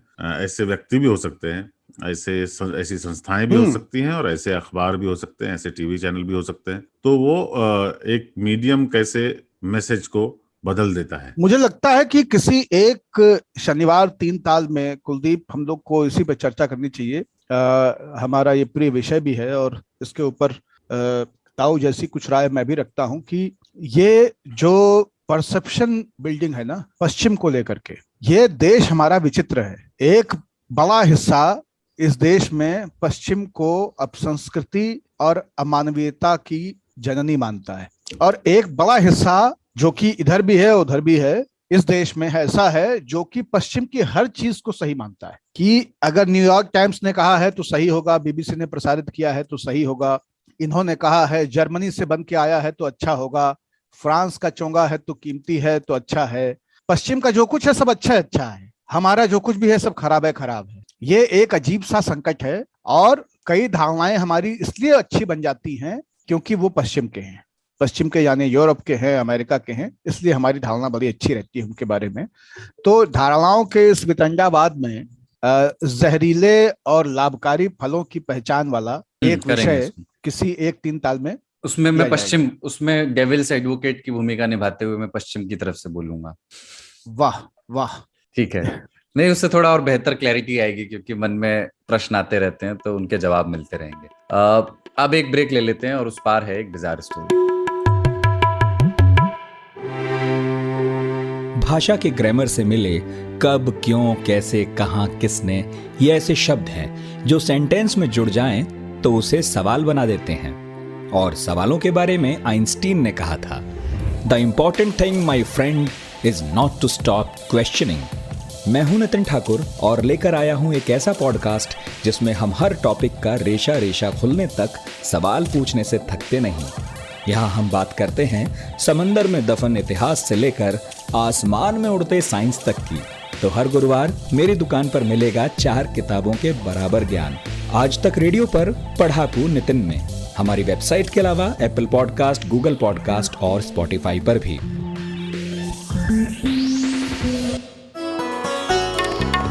आप सुन रहे हैं आज तक रेडियो। आज तक रेडियो पर आप तीन ताल सुन रहे हैं कमलेश ताऊ, पाणिनी बाबा और मेरे यानी कुलदीप सरदार के साथ। और ये बिजार खबर आई है पाकिस्तान से। हम सब लोग मीम्स पर बहुत बात करते हैं, एक बार हमने तीन ताल में भी की थी, बहुत पसंद करते हैं, जय मीम की धारा के लोग हैं। लेकिन एक बात है, मीम बनाने वालों को जो है खलीहर, बेरोजगार और बाबा के शब्दों में कौनो गत के नहीं हैं, इस दृष्टि से भी देखा जाता है। लेकिन एक मीम बनाने वाले की मौज आ गई है बैठे बैठे, क्योंकि उसने मीम बनाकर कमा लिए हैं बहुत जोरदार पैसे। पाकिस्तान के गुजरावाला में 2015 में एक आसिफ रजा राणा नाम के एक आदमी ने फोटोशॉप के इस्तेमाल से एक मीम बनाया और अपने एक दोस्त से हाथ मिलाते हुए वो उसमें नजर आ रहे हैं, और नीचे एक और दूसरे दोस्त की फोटो है, उस पर कट्टू लगा हुआ है, उसको जो है लाल रंग के पेन से काटा हुआ है, और वहां पे मीम पे लिखा है कि friendship ended with Mudassir, now Salman is my best friend. और ये फोटो उन्होंने फेसबुक पर डाल दिया। ये दोस्ती में ब्रेकअप की घोषणा इतनी मजेदार लगी लोगों को कि ये वहां से वायरल हो गया। तमाम अलग अलग कॉन्टेक्स्ट में, पॉलिटिकल कॉन्टेक्स्ट में भी दुनिया भर में ये मीम इस्तेमाल किया गया। कुछ ने कहा कि ये डोनाल्ड ट्रंप, जो बाइडेन और बराक ओबामा के बीच के रिश्ते को भी दिखलाता है। तो अब इसमें ताजा अपडेट ये है कि एक NFT ऑक्शन होता है, एक नीलामी होती है, नॉन फंजिबल टोकन बोलते हैं उसको। तो इसमें किसी भी डिजिटल एसेट की नीलामी की जाती है, कोई फोटो, कोई पेंटिंग, कोई गेम, उसके राइट्स जो है वो क्रिएटर्स बेचते हैं और खरीदने वाले खरीदते हैं। तो अब इस मीम को करीब 38 लाख रुपए में खरीदा गया है। इस पैसे का बड़ा हिस्सा आसिफ और उनके दोस्तों को मिलेगा। खबर ये भी है कि मुदासिर, जिनसे ब्रेकअप का ऐलान किया गया था, मुदासिर, उनसे उनकी दोस्ती जो है बरकरार है या दोबारा बन गई है, क्योंकि दोनों एक बार एक साथ लाइव स्ट्रीम में नजर आए। तो ताऊ, ये तो एकदम मौज कर दी। मतलब अगर मीम बनाने के भी पैसे मिलने लगे तो मजा आ जाए। मीम बनाने के नहीं मिल रहे हैं, उपयोगिता की वस्तु के मिल रहे हैं।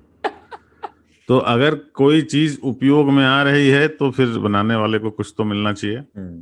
उस लिहाज से इसको देखना चाहिए हमको। और दुनिया में ऐसे बहुत सारी चीजें होती हैं जिसका लोग उपयोग करने लगते हैं। अगर मैंने एक मीम बनाया तो बहुत अच्छा लगा आपको, आपने देखा और हंसे, पर अगर आप उसका उपयोग करने लगते हैं तो आइडिया मेरा है, मुझे कुछ मिलना चाहिए। तो इस तरह से बहुत सारे डिजिटल क्रिएशंस को अब जो है उनकी नीलामी होती है, क्रिएटर्स से उसके मतलब राइट्स लिए जाते हैं कि अब हम इसका उपयोग हम कर सकते हैं। से एक पीस ऑफ म्यूजिक है जो आपने कहीं डाला, तो अभी बाबा बहुत कॉपीराइट का मसला झेलते रहते हैं, बेचारे उलझे रहते हैं। मतलब इनका दिमाग जो है ना चढ़ा रहता है उस बात को लेकर कि दुनिया में अब कॉपीराइट जो है, पहले तो कोई भी गाना उठा लेते थे, अनु मलिक साहब, उन्होंने तो इसराइल का नहीं, और इसराइल का एंथम भी उठा लिया था। तो अब राइट्स का मसला हो गया है। तो अब लोग देखते हैं कि अगर अरे भैया ये किसने क्रिएट किया, अगर मैं इसका अधिकार ले लूं तो फिर मैं इसको बेच सकता हूं, आगे कोई भी उपयोग करना चाहे वो ले ले। और ये तो स्वाभाविक वहां था। से शुरू तो हुआ है और अच्छी बात है। ताऊ, पूरी दुनिया राइट की तरफ इतनी चली गई है कि कॉपीराइट पे तो आना ही आना था। क्या हमारे यहाँ कॉपीराइट का मतलब था कि राइट टू कॉपी। हमारे पास ये लगता था कि राइट है हमारे पास कॉपी करने का, लेकिन ऐसा तो ये मैं वो मीम पैदे हुए, मुझे पता नहीं था वो इतना वायरल है। अरे बहुत वायरल है। मैंने ये होने के बाद जब उसकी बिक्री हो गई, तब खबरों में आई, तब मैंने उसको देखा और मुझे वाकई वो बहुत बहुत अच्छा है, बहुत इनोसेंट सा है कि friendship ended with Mudassir, now Salman is my best friend. आजकल वो सफाई दिए घूम रहे हैं कि ना मुदस्सिर भी हमारा दोस्त है। हाँ, वो दोनों ने साथ में एक लाइव भी किया। पर ये दोस्ती के इस तरह सार्वजनिक ब्रेकअप की घोषणा पर मैं इसके पक्ष में हूं, और मेरा तो बहुत यकीन है इस बात पे। और मैं तमाम सारे दोस्तों से ये बात कहता रहता हूं कि जिस तरह से शादियों का आयोजन बड़े पैमाने पे होता है, समाज को बुला के बताया दिखाया जाता है, एक पूरा जलसा होता है, और ये होता है कि भाई आज से ये दोनों पति पत्नी हुए, वरना शादी तो आप अकेले कर सकते हैं, पंडित के साथ में फेरे लगा दिए, शादी हो जाएगी। समाज को आप बताते हैं ना बुला करके, सब तरफ के रिश्तेदार, दोस्त यार, परिचित, परिजन सब बुलाए जाते हैं कि हाँ भाई देखो ये दोनों एक साथ आए गए। तो हम तो ये चाहते हैं कि इसी तरह से तलाकों और ब्रेकअप्स का भी सार्वजनिक आयोजन होना चाहिए, जिसमें सार्वजनिक रूप से घोषणा की जाए कि आप लोग को बुलाए थे, हम बताए थे कि दोनों साथ हैं, आप लोगों को बुला के बता रहे हैं कि अब दोनों साथ नहीं है। हम दोनों अलग हो रहे हैं, आप सब लोग जान लीजिए। लेकिन ये स्कूल में होता था वैसे, बचपन में दोस्ती किसी से नई होती थी तो पूरी क्लास में ऐलान होता था कि ये मेरा बेस्ट फ्रेंड है, और काफी लिटरल था, मतलब उस समय दुश्मनी भी बहुत ही स्पष्ट होती थी बता करके। और जैसे जैसे बड़े होते गए, समझना मुश्किल होता गया कि अरे दोस्त कौन है कट्टी और दुश्मन कौन है। मिट्ठी होती थी भाई, हाँ कट्टी और मिट्ठी। हाँ। छोटी उंगली मिला के मिट्ठी हो जाती थी और अंगूठे से करके कट्टा, और कट्टी हम हो लोग जाती। हम लोग उसको कट्टा और अब्बा बोलते थे। अच्छा। हाँ। नहीं अब्बा, होता है कि देखिए, अब्बा। हाँ अरे अब्बा। ये अब्बा तो आजकल और भी लोग बोल रहे हैं। खैर। ये जो अपने कपिल शर्मा की एक लाइन थी, बाबा जी का ठुल्लू, हाँ वो उन्होंने कलर्स पे वो जब शो करते थे तब बोलते थे। आज कपिल शर्मा दूसरे चैनल पे शो करते हैं और वह उस शब्द का प्रयोग नहीं कर सकते, क्योंकि कलर्स ने कहा कि नहीं, यह शब्द का कॉपीराइट हमारा है, आपने बोला है पर हमारे लिए बोला है, तो ये कॉपीराइट है। तो अभी वो अपने यहाँ इशारे कर देते हैं बाबा जी का टुल्लू का, मगर वो शब्द का प्रयोग नहीं करते उस फ्रेज का। अब सादा जीवन उच्च विचार जो है, या एवं सादा जीवन उच्च विचार, ये हमने प्रयोग किया है इसका। हम दूसरे को कह सकते हैं कि आप इसके पहले का प्रयोग बता दें तो फिर कर सकते हैं, लेकिन अगर हमने सबसे पहले प्रयोग किया इसका तो आप नहीं कर सकते। ये हमारा DNFT है, नॉन फंजिबल टोकन, वो है ना। गहरे पानी पैक का भी कर ही लेते हैं। हाँ, और आगे कोई हो सकता है नहीं, विज्ञापनों में यहाँ वहां जिन उपयोग करना जिन चाहे मांगा तिन पाइया। तो उसे खरीदना पड़ेगा। गहरे पानी पैग। ठीक है, चलिए हाँ। अगले विषय पे बढ़ते हैं, और वो है ट्रेन की यात्राएं, ट्रेन में मिलने वाले किरदार, स्लीपर बना मेसी, दोनों की सुविधाएं सीमाएं। और जैसा वो था कि जिंदगी भी किसी रेल के डिब्बे की तरह है, हर आदमी अपना सफर यहाँ काट रहा है। पर ताऊ और बाबा, आपको अपनी पहली ट्रेन यात्रा याद है? मतलब बहुत पुराना समय हो गया होगा, लेकिन क्या याद है पहली ट्रेन यात्रा? या अगर वो याद ना हो तो पहली बार जब ट्रेन में बैठ के अकेले शहर छोड़ा हो, वो याद है? पहली ट्रेन यात्रा याद है, कह पाना मुश्किल है, हम्म। क्योंकि हम अपनी माँ के गर्भ में थे तब ट्रेन पे पहली बार चल रहे थे। अभिमन्यु की तरह एलिफेंटा की गुफाएं देख के आए थे माता जी के साथ। और उसके बाद जन्म के बाद भी कई बार गए। लेकिन जो चेतना में याद है वो ये है कि पहली बार जब हम रायबरेली से मिर्जापुर गए विंध्याचल माई के दर्शन करने, और तब हम बहुत ही छोटे थे, हमारा कुछ मुंडन वुंडन वहां पे होना था, वो यात्रा मुझे याद है, बहुत छोटे हुए होते हुए भी, क्योंकि रिजर्वेशन नहीं था, जनरल कंपार्टमेंट में बैठ के जाना था, और एक सज्जन ऊपर बर्थ पे पूरे पसर के लेटे हुए थे, जबकि ट्रेन में पैर रखने को जगह नहीं थी और उठने को तैयार नहीं थे। और माता जी उनसे बहुत देर तक अनुनय विनय करती रही, कहती रही कि आप इन दोनों बच्चों को ऊपर एक कोने में बैठा लीजिए, थोड़ा सा पैर समेट करके, हम लोग खड़े रहेंगे, कोई दिक्कत नहीं है। और जब वो नहीं माने बहुत देर तक ये होने के बाद, तो माता जी नीचे वाली बर्थ में चढ़ी और मार तमाचा मुंह उनका लाल कर दिया। उसके बाद वो बोरी की तरह सिमट गए और हम दोनों को ऊपर बैठा दिया गया।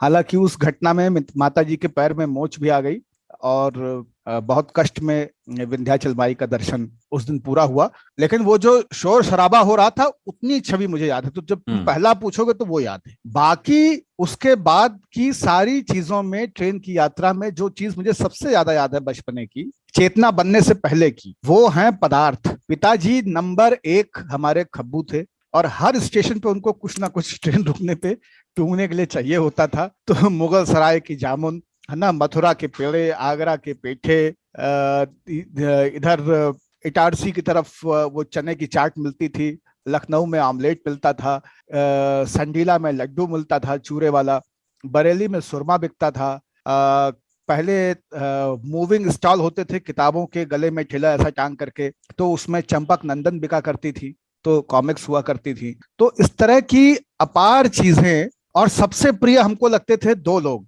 एक तो चने वाला, पहले ट्रेन में काले चने उबाल करके और कच्चे दोनों आधे आधे रखे, और उसमें नींबू गार के, प्याज मिर्चा धनिया डाल करके मसाले के साथ में वो खिलाने का चलन था। यूपी की तमाम ट्रेनों में हम लोग वो पाते थे, जो कि झाल मुड़ी का है। ताऊ की तरफ अगर आप उड़ीसा, झारखंड, बंगाल में ट्रेवल कर रहे हैं तो वहां झाल मुड़ी ज्यादा चलती है ना, जिसको मुंबई वाले मुरमुरे कहते हैं मेरे ख्याल में, या भेल वगैरह कहते हैं। लैया हम लोगों के यहाँ जो है, तो उसमें मोटा उसका बना के, और उसमें चने की दाल छानी हुई, मूंगफली के 4-1 दाने, है ना, थोड़ी सी पापड़ी, लाल मिर्च का मसाला, एक चाट वाला खट्टा अमचूरिया मसाला, और नींबू डाल के उसको 4 बार हिला के खट खट खट खट और उसके बाद पकड़ा देना। 1 रुपए की कीप आती थी, अब तो महंगी हो गई होगी, 5-10 रुपया की होगी। सबसे दुर्दांत और विकृत तस्वीर ट्रेनों में 2 जगहों की होती है, 2 चीजों की। एक होती है शौचालयों की, और उससे समझ में आता है कि सैनिटेशन की चेतना कहां तक पहुंची है भारतीय समाज की।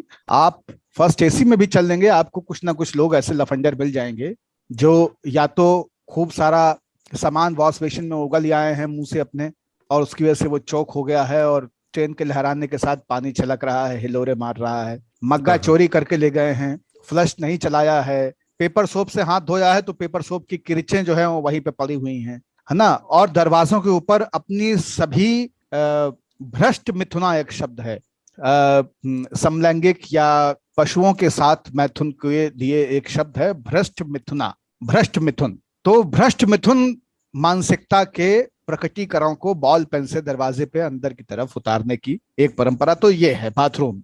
और दूसरी चीज होती है बर्थ के नीचे फैले हुए मूंगफली के छिलके, जो मुझे सबसे क्रूर तस्वीर दिखते हैं। आप किसी भी ट्रेन में घुसें, अब तो फिर भी थोड़ा थोड़ा कम हो रहा है, नहीं पहले चलते हुए कुरकुराहट सुनाई देती थी। हर व्यक्ति जो है मतलब मूंगफली खाता जाएगा, छिलका नीचे फेंकता जाएगा। जंगल में चलते हैं, नीचे सूखे पत्ते पड़े होते हैं ना, सूखे पत्ते, उस तरह की कुरकुराहट आती है। और वो रोडवेज की बसों में और ट्रेन में लोग अधिकार पूर्वक करते हैं। अपने घर में अखबार बिछा लेंगे नीचे, लेकिन ट्रेन में तो ऐसा लगता है कि नहीं आज हगन के उठब यहाँ से। तो ये जो ये जो बिंब है 2 बुरे, बाकी ट्रेन से बढ़िया भैया कुछ भी नहीं है। मेरा पहला प्रेम ट्रेन है, दूसरा अपनी खुद की गाड़ी है, तीसरा बस से चलना है, और चौथा हवाई जहाज है। हवाई जहाज से रद्दी कोई यात्रा नहीं है, ट्रेन से सुंदर कोई यात्रा नहीं है, क्योंकि ट्रेन आपको थोड़ा सा चलने की भी जगह देती है, ट्रेन आपको निपटने की भी जगह देती है, ट्रेन बीच बीच में रुक के आपको नाश्ता पानी भी कराती रहती है, और ट्रेन बहुत सारी हरियाली या पर्वतों पहाड़ों पठारों को पार करती हुई, नदियों के ऊपर से गुजरती हुई बहुत सुंदर दृश्य आपको देती है। ट्रेन की यात्रा एक सपने जैसी है, एक परी कथा जैसी है, जिसमें कि दुख बहुत कम है। बस की यात्रा में बहुत संकट है, बस ब्रेक मार दीस, गलत जगह रोक दीस, गर्मी बहुत लागी रही है ना, और रोड पे ट्रैफिक बहुत है, वहां पे जाम लगा है, क्रॉसिंग पे गाड़ी रुकी हुई है, ये सारी चीजें ट्रेन में इतनी असुविधा नहीं होती। और निपटान वगैरह भी आप करते रहते हैं, तो लंबी यात्रा रातों रात सोते हुए आप पहुंच सकते हैं। बस में हमेशा भय रहता है कि पलट न जाए, सारे कहूँ मार न दे, ना गिराए न दे, सोए न जाए ड्राइवर। ट्रेन में इतना भय नहीं लगता है, ट्रेनों के भी एक्सीडेंट होते हैं लेकिन इतना नहीं। ताऊ आपके एक्सपीरियंस? हमने तो देखो शुरू किया था वो वाली से, धुएं वाली से। हमाऊ हाँ, छुक छुक कोयला वाली जो कोयला वाली से आदमी कोयला डालता था। मुझे उत्सुकता बहुत होती थी कि कोयला डाला जा रहा है, उससे भाप बन रहा है। ताऊ मुंह बांधे रहते थे चल रही है। अधिकतर लोग, कोयला डालने वाले अधिकतर लोग मुंह बांधे रहते थे अपना, खोपड़ी में कपड़ा बांध के। और वो कोयले का धुआं उड़ता भी था।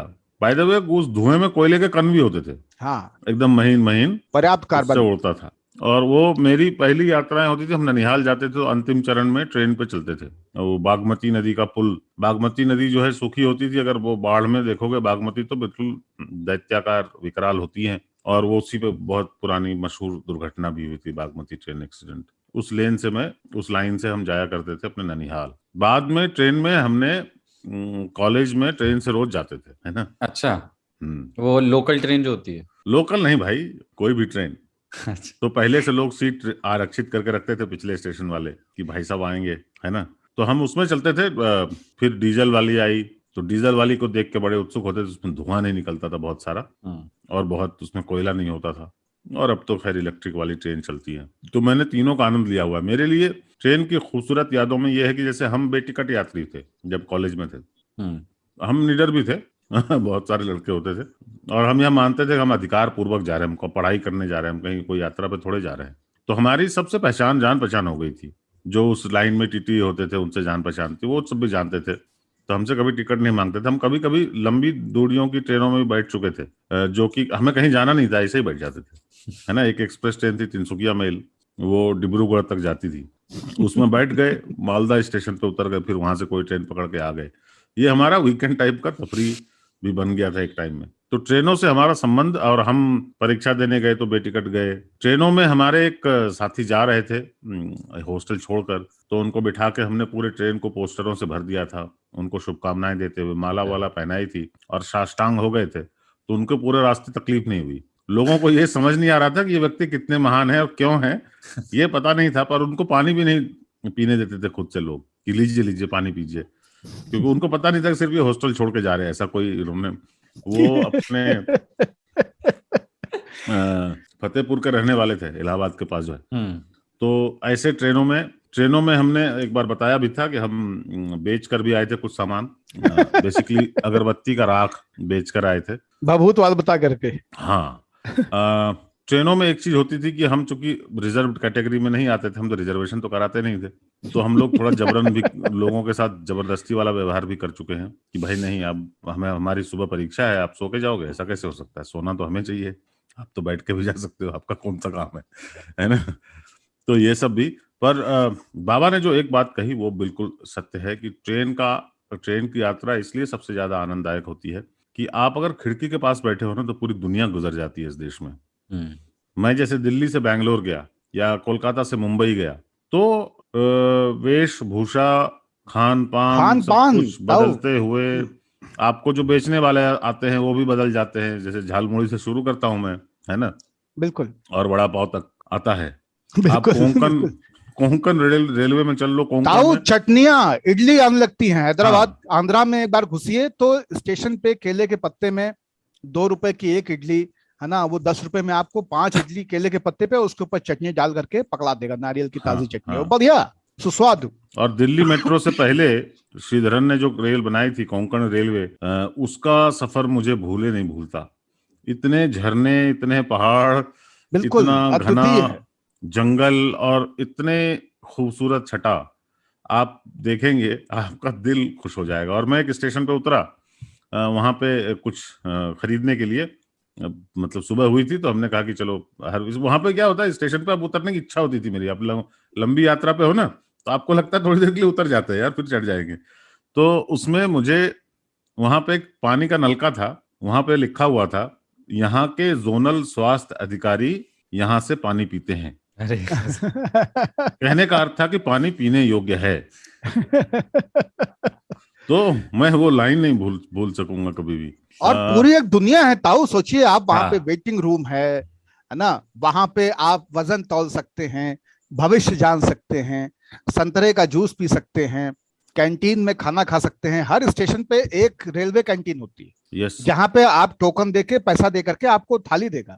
तो जैसे आप ट्रेन में खाते हैं वैसे वहां भी खा सकते हैं। पुरानी कई बेकरीज हुआ करती थी, कप केक केवल रेलवे स्टेशनों पे मिला करते थे। अरे मोंगनीस, ये क्रीम रोल ताऊ, हाँ। मैं तो क्रीम रोल खाने की एक ही जगह थी रायबरेली में मेरे बचपन में रेलवे स्टेशन, वहां पे क्रीम रोल मिलेगा, है ना, इतनी सुंदर। अच्छा, पुलिस वाले भी वहां पे रहते हैं, वो रेलवे वाली जो फोर्स है उसका वहां पे एक दफ्तर होता है, तो वहां पे आपको जिले के लापता लोगों के पोस्टर भी मिल जाएंगे, या जो लावारिस शब मिले हैं उनके पूरी बयानी वहां पे मिल जाएगी। नहीं, कभी कभी किसी को हथकड़ी ले जाके लगा के ले, हाँ, हथकड़ी ले जाके वो मिलते ही मिलते हैं। और छोटे शहरों में रेलवे स्टेशन पे ही पत्र पत्रिकाएं मिलती हैं, अखबार मिलते हैं। बिल्कुल, कई सारे पत्र पत्रिकाओं का ठिकाना ही होता था। अभी भी छोटे जनपदों में, मेरे अपने भी जनपद में कई सारी पत्रिकाएं, जैसे रायबरेली में अगर आपको कथा देश खरीदनी है या हंस खरीदनी है तो आपको रेलवे स्टेशन जाना पड़ेगा, वो किसी भी स्टॉल पे शहर में नहीं मिलती है। अब पता नहीं क्या हो गया होगा, या वहां पे भी ना मिल रही हो, या हो सकता है एक आध स्टॉल और रखने लग गए हों।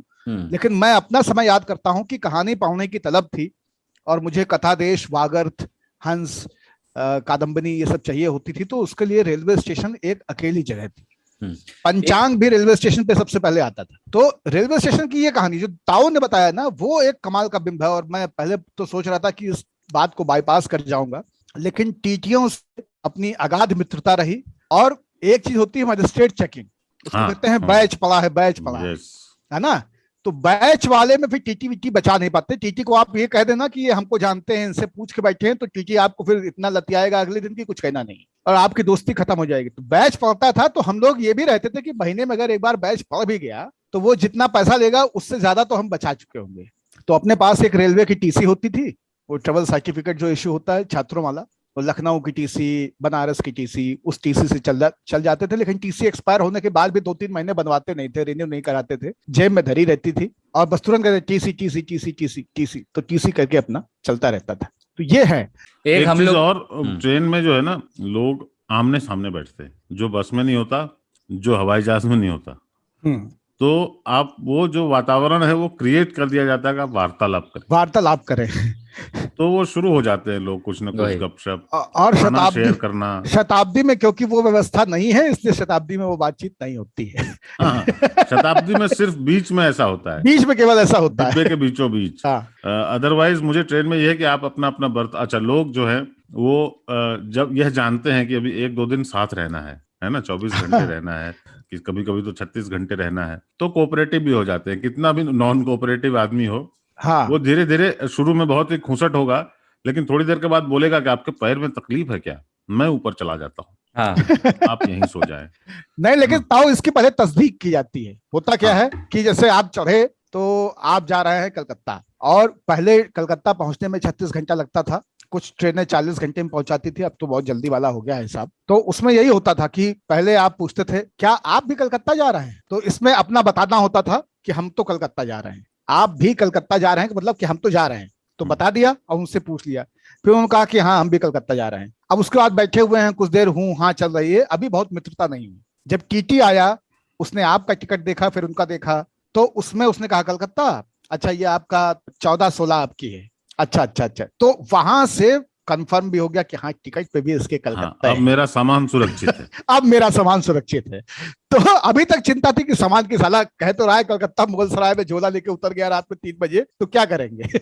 ये चिंता रहती थी। और फिर उसके बाद भाई साहब जो बात शुरू होती थी, कौन सा स्टेशन निकला है, यहाँ से बातें शुरू होती थी, है ना। या अगर कोई बच्चा साथ में है तो वहां से बातचीत, बेटा सीधे बैठ जाओ, पैर हिलाना नहीं चाहिए, बैठ के पैर हिलाना अच्छी बात नहीं मानी जाती है। तो मातारी ये बात तुरंत ए सीधे बैठो, तुम अंकल बता रहे हैं, अच्छी बात बता रहे हैं, तो तुम सुन नहीं रहे हो। एक भेद जो है वो एसी कोचेस और स्लीपर कोचेस का भी है कि एसी में ना थोड़ा बोरिंग सा माहौल होता है, ज्यादा किसी को मतलब नहीं, डिब्बे में उतना ज्यादा खरोंच नहीं मिलेगी आपको। जो साहित्य ट्रेन के डिब्बों की दीवारों पे मिलता है, जो आप कह रहे थे, वो नहीं मिलता।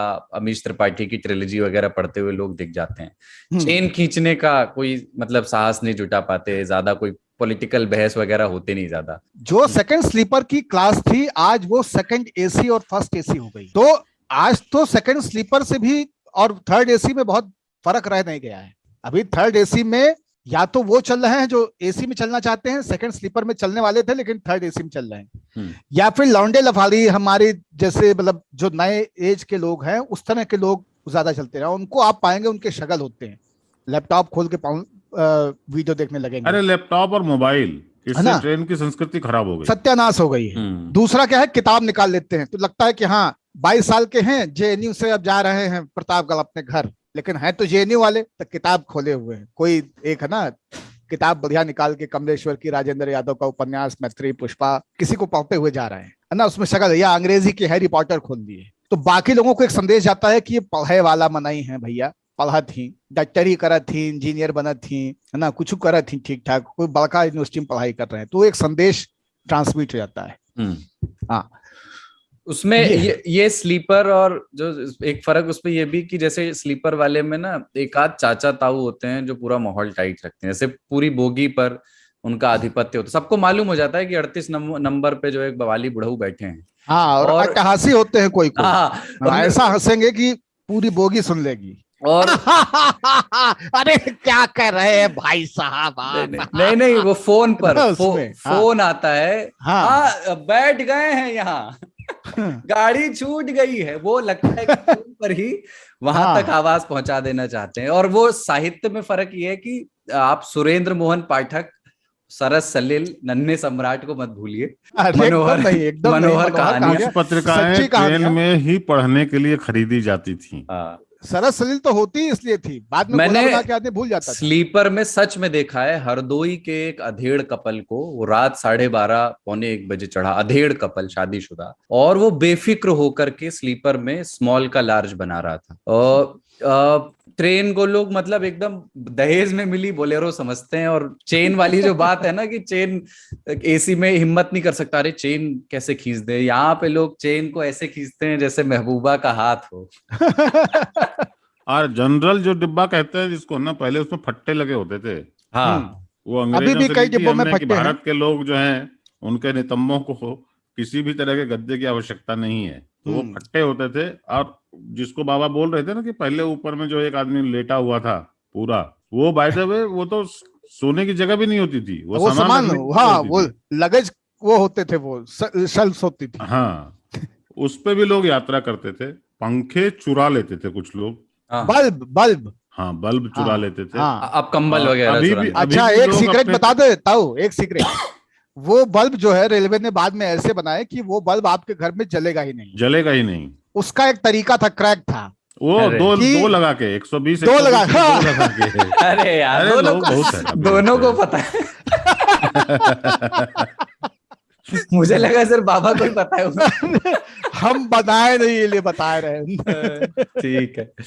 एक ना और जनरल एक बात मैं नहीं बताऊंगा तो बहुत पाप होगा। मैंने अपने ताऊ जी के विदाई में, क्योंकि वो रेलवे में ही थे, उनकी विदाई में मैंने अंबाला कैंट से यहाँ दिल्ली तक उनके साथ ट्रेन चलाई थी। अरे, स्टेयरिंग घुमाना नहीं पड़ता है उसमें, हाँ, तो दिक्कत नहीं उसमें है। खटका है, तो उसमें बस आपको लीवर से 1 से 8 तक ले जाना है। तो ऐसा ही, अब हमको उनके गोदी में बैठे हुए थे, लेकिन ये हमको बड़ा वो रहा कि नहीं, हमारे लीवर हिलाने से ट्रेन बढ़ना शुरू हुई। हमने ट्रेन के इंजन में सफर किया है।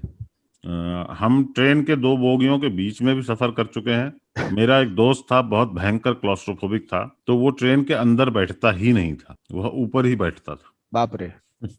हमेशा। हालांकि वहां पे बहुत सारे लोग ऊपर बैठते थे ट्रेन के, अभी भी मैं बैठते हैं कुछ जगहों पर ट्रेन के ऊपर बैठने की आदत थी लोगों को। और उसमें वो मेरा एक मित्र था, उसके चलते मुझे जाना पड़ा था। वह क्लॉस्ट्रोफोबिक था, उसकी मृत्यु हो गई उसी कारणों से। वह बस में भी नीचे ही बैठता था, ऊपर ही बैठता था। तो वहां बिहार में तो बस के ऊपर भी बहुत लोग होते हैं, तो उसको वहां पे भी तकलीफ होने लगी। तो वो घेरे के बाहर बैठने लगा बस में। एक घेरा होता है ना सामान का, हाँ, वो आगे के कुछ देर बाद शुरू होता है, बिल्कुल आगे शुरू नहीं होता। तो वो जो खाली कार्नेस जगह निकला थी, रहता है, उसमें सामान रुक जाता है। हाँ, उस तो पे बैठकर जा रहा था कहीं, और उसकी वो ब्रेक लगा होगा, और वो ब्रेक लगा और वो सीधे एक पेड़ से टकराया, छाती टूट गई, उसकी मृत्यु हो गई ऑन द स्पॉट। पर वो पहले ट्रेन पे, जैसे मुझसे मिलने, मैं साहिबगंज में रहता था, तो वो मुझसे मिलने आता था, एक्सप्रेस ट्रेन के ऊपर बैठ के आता था। और ट्रेन के ऊपर बाय द वे पकड़ने के लिए कुछ नहीं होता। हाँ, केवल वो गोल वाले लट्टू होते हैं, बोगी गोल के वाले ऊपर वाले। लट्टू जो वेंटिलेशन के लिए होते थे, हाँ, एक वही पकड़ सकते थे तो आप। अब बता ही देते हैं कि हम भी ट्रेन की छत पे लखनऊ तक यात्रा हम लोग करते थे, छत पे ट्रेन बैठ में के। नहीं, ट्रेन पर चलते हैं। देखिए, और आ गई बात बाबा की खुल के। और वो लट्टू के दोनों तरफ पैर टांग करके हम लोग तब बैठते थे। मतलब पैर वो जो जब है आपने ऐसे रहता लट्टू था। बताया ना, मैं तभी समझ गया था कि आप भी पर वाले हैं।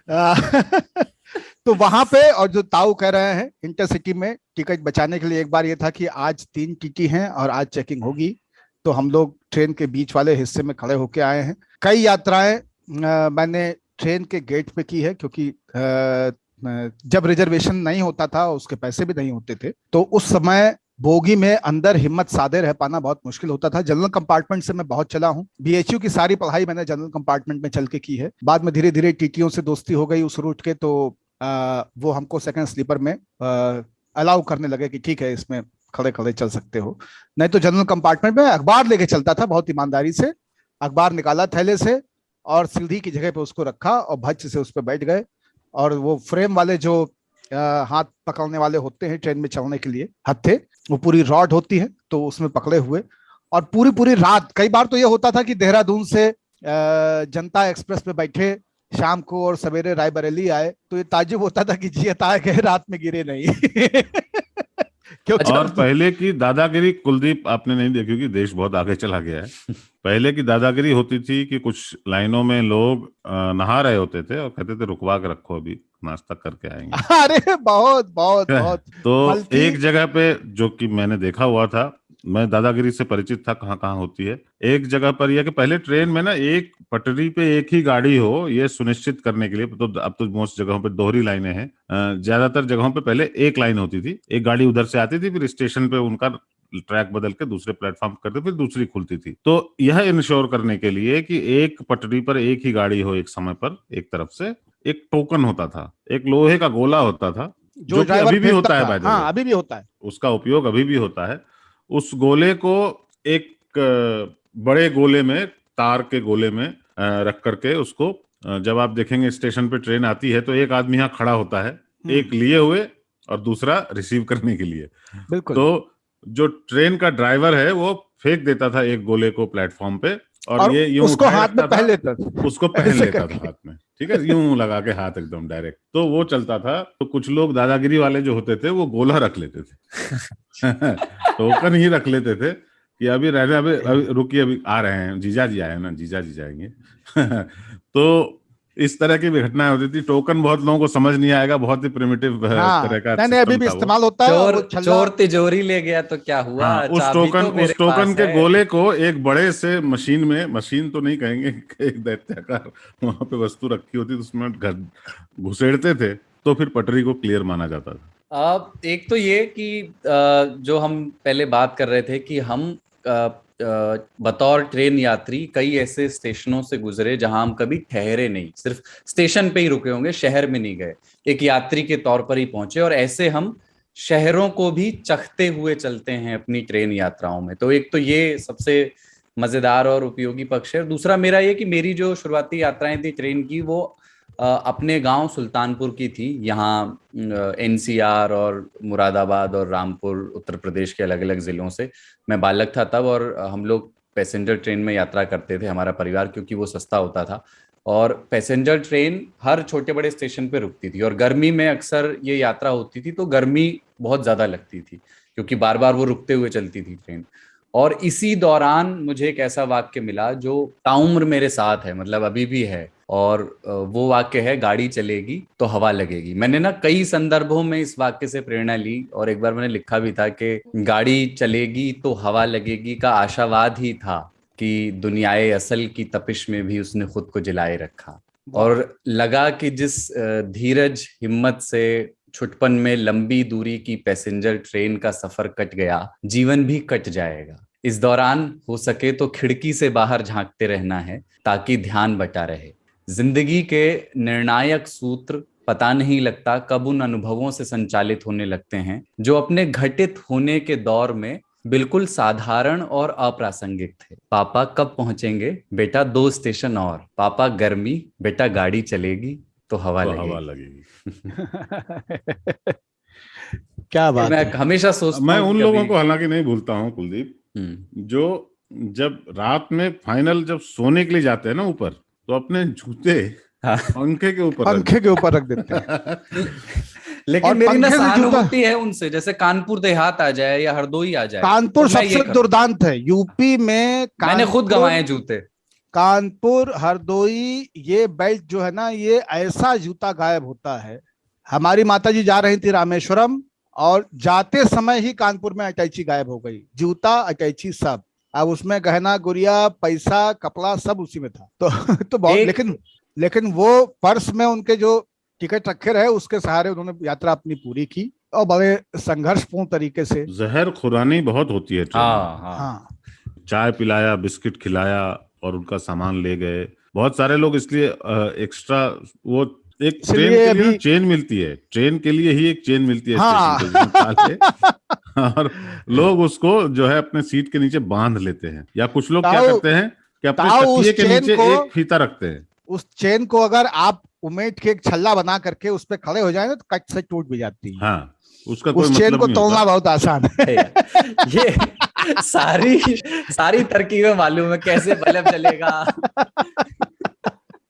तो कुछ लोग बड़े सोचते हैं अपने आप को बहुत चालू हैं। वो क्या करते हैं, अपना जो बैग है ना, बैग का एक हिस्सा फीता, जो है मतलब फीता होता है ना बैग में टांगने के लिए, हाँ, उसका एक हिस्सा अपने तकिए के नीचे सरका देते हैं कि जब ये खींचेगा तो मेरी नींद खुलेगी। उनका कुछ नहीं होता। और ट्रेन में सबसे अच्छा सूत्र जो मैंने माना है वो ये है कि अपने सामान के प्रति बिल्कुल असुरक्षित रहिए, मतलब चिंतित मत होइए, उसको ऐसे रहने दीजिए जैसे कि उसमें कोई मूल्यवान वस्तु नहीं है। आप अगर बार बार सोचेंगे, अरे चेक करोगे, लोगों की नजर रहती है उस पे, अगर चोर होते हैं शातिर, उनकी नजर रहती है आदमी किस चीज को छोड़ नहीं रहा, बस उसी को लेके कानपुर में उतर उसी को जाते लेकर हैं। निकलना है। कानपुर, मुगलसराय। एक वो किरदार बड़े सही लगते हैं जो आते हैं ना कि सीट, जैसे भाई साहब S4 यही है ना, हाँ यही है S4, और सीट पे पहुंचने के बाद सीट का मालिक किस भौकाल से बात करता है अगर वो ऑक्यूपाइड सीट है। भाई साहब क्या सीट हुई है आपकी? 25-27 हमारी है, सामान हटाइए। नहीं भैया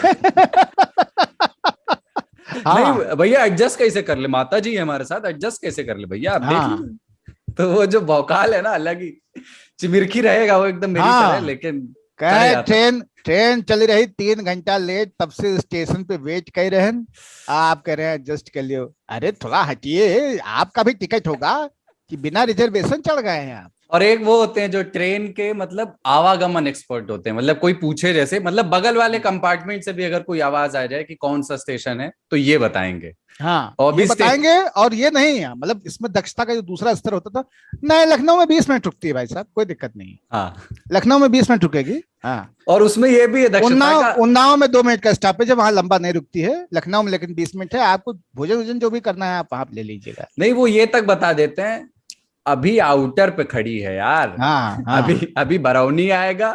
जैसे फ्रीक्वेंट फ्लायर्स होते हैं ना फ्लाइट के, ये होते हैं फ्रीक्वेंट ट्रेवलर्स ट्रेन के। इन्हें सब पता होता है कि 40 मिनट अगर हो जाए ट्रेन को खड़ी किए हुए तो ये बता देंगे कि ये पासिंग नहीं हो रही है, पासिंग हो चुकी है किसी बड़ी एक्सप्रेस ट्रेन की, अभी कोई और मसला है, ये कोई टेक्निकल है, 40 मिनट से ऊपर। प्रतापगढ़ के आउटर पे काशी विश्वनाथ रुक जाती है तो कुछ लोग दक्ष होते हैं जो तुरंत बताते हैं पंजाब मेल क्रॉस हो रही। हाँ, पंजाब मेल के आउटर पे रुकी, पंजाब मेल क्रॉस हो जाएगी तब मिलेगा।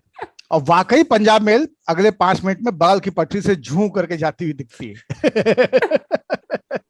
सम्मान बढ़ जाता है ऐसे लोगों। अरे एकदम, तो मतलब एनसाइक्लोपीडिया टाइप। पर ये बात मानकर चलें कि देखिए, जैसे मुंबई में बहुत लोग लोकल में यात्रा करते हैं, ऐसा हमको लगता है, पर इधर भी ऐसा लगता नहीं है, पर इधर भी दिल्ली में कई लोग हैं जो काम करने अलीगढ़ से आते हैं, है ना, ऐसी जगहों से आते हैं। बिल्कुल, पलवल से आते हैं, ये काफी दूर है, सोनीपत से, पलवल से किलोमीटर की यात्रा करते हुए वो रोज आते हैं, तो उनको पूरा अनुभव होता है कि हर कदम पर क्या होने वाला है। दूसरी बात ये है कि वो माफिया हैं ताऊ, उनको टीटी और ये रेलवे वाली पुलिस जीआरपी वगैरह कोई कुछ नहीं कहती उनका। और वो 1 मिनट बिना इधर उधर गंवाए तुरंत ट्रैवल लगा के 4 गड्डी निकाल कर तुरंत चालू हो जाते हैं। वो उनका गेम जो है पूरा हो जाना चाहिए। जब मैं छोटा था और मुझे सबसे ज्यादा डर इसी तरह के रोज चलने वाले ट्रेन के यात्रियों से लगता था, क्योंकि वो बहुत ही मुझे मतलब उनकी इंटिमिडेटिंग पर्सनैलिटी लगती थी ट्रेन में कि यार कितने ज्यादा कॉन्फिडेंट है, मैं तो डरा हुआ हूँ भीड़ के बीच में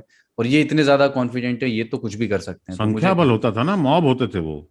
वो 50 लोग हैं जो एक दूसरे से रोज मिलते हैं, जानते हैं। आप मैक्सिमम परिवार के साथ लोग ट्रैवल कर रहे हो, है ना, आपकी मदद कौन करने वाला है? तो वो तो जनरली सबको उठा देते हैं। सुबह उठ गए भाई, अलीगढ़ आ गया, उठ जा, सुबह सो रहा है, दिल्ली आने वाली है, उठ जा बैठने दे।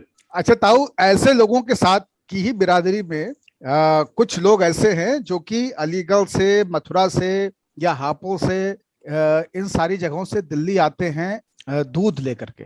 हाँ, और आप पाएंगे कि उनके पास कुंडे हैं दूध के, 4 बड़े वो लटका लेते हैं, और वो कुंडा डाला खिड़की में और खटाक से अपने डिब्बे टांग दिए और साइकिल का हैंडल फंसा करके उसको टांग दिया। तो साइकिल का हैंडल और पैडल 2 खिड़कियों में फंसा करके वो एकदम रुकी रहती है। पैडल को घुमा देना है, स्लिप नहीं होगी। तो साइकिल और दूध की 4 टंकियां उनकी साथ चल रही होती हैं। स्टेशन पे उतारा, तिलक ब्रिज पे उतारा, साइकिल सहित नीचे आ गए, दूध लेके मार्केट में पहुंच गए। और वो उनका रोज का है।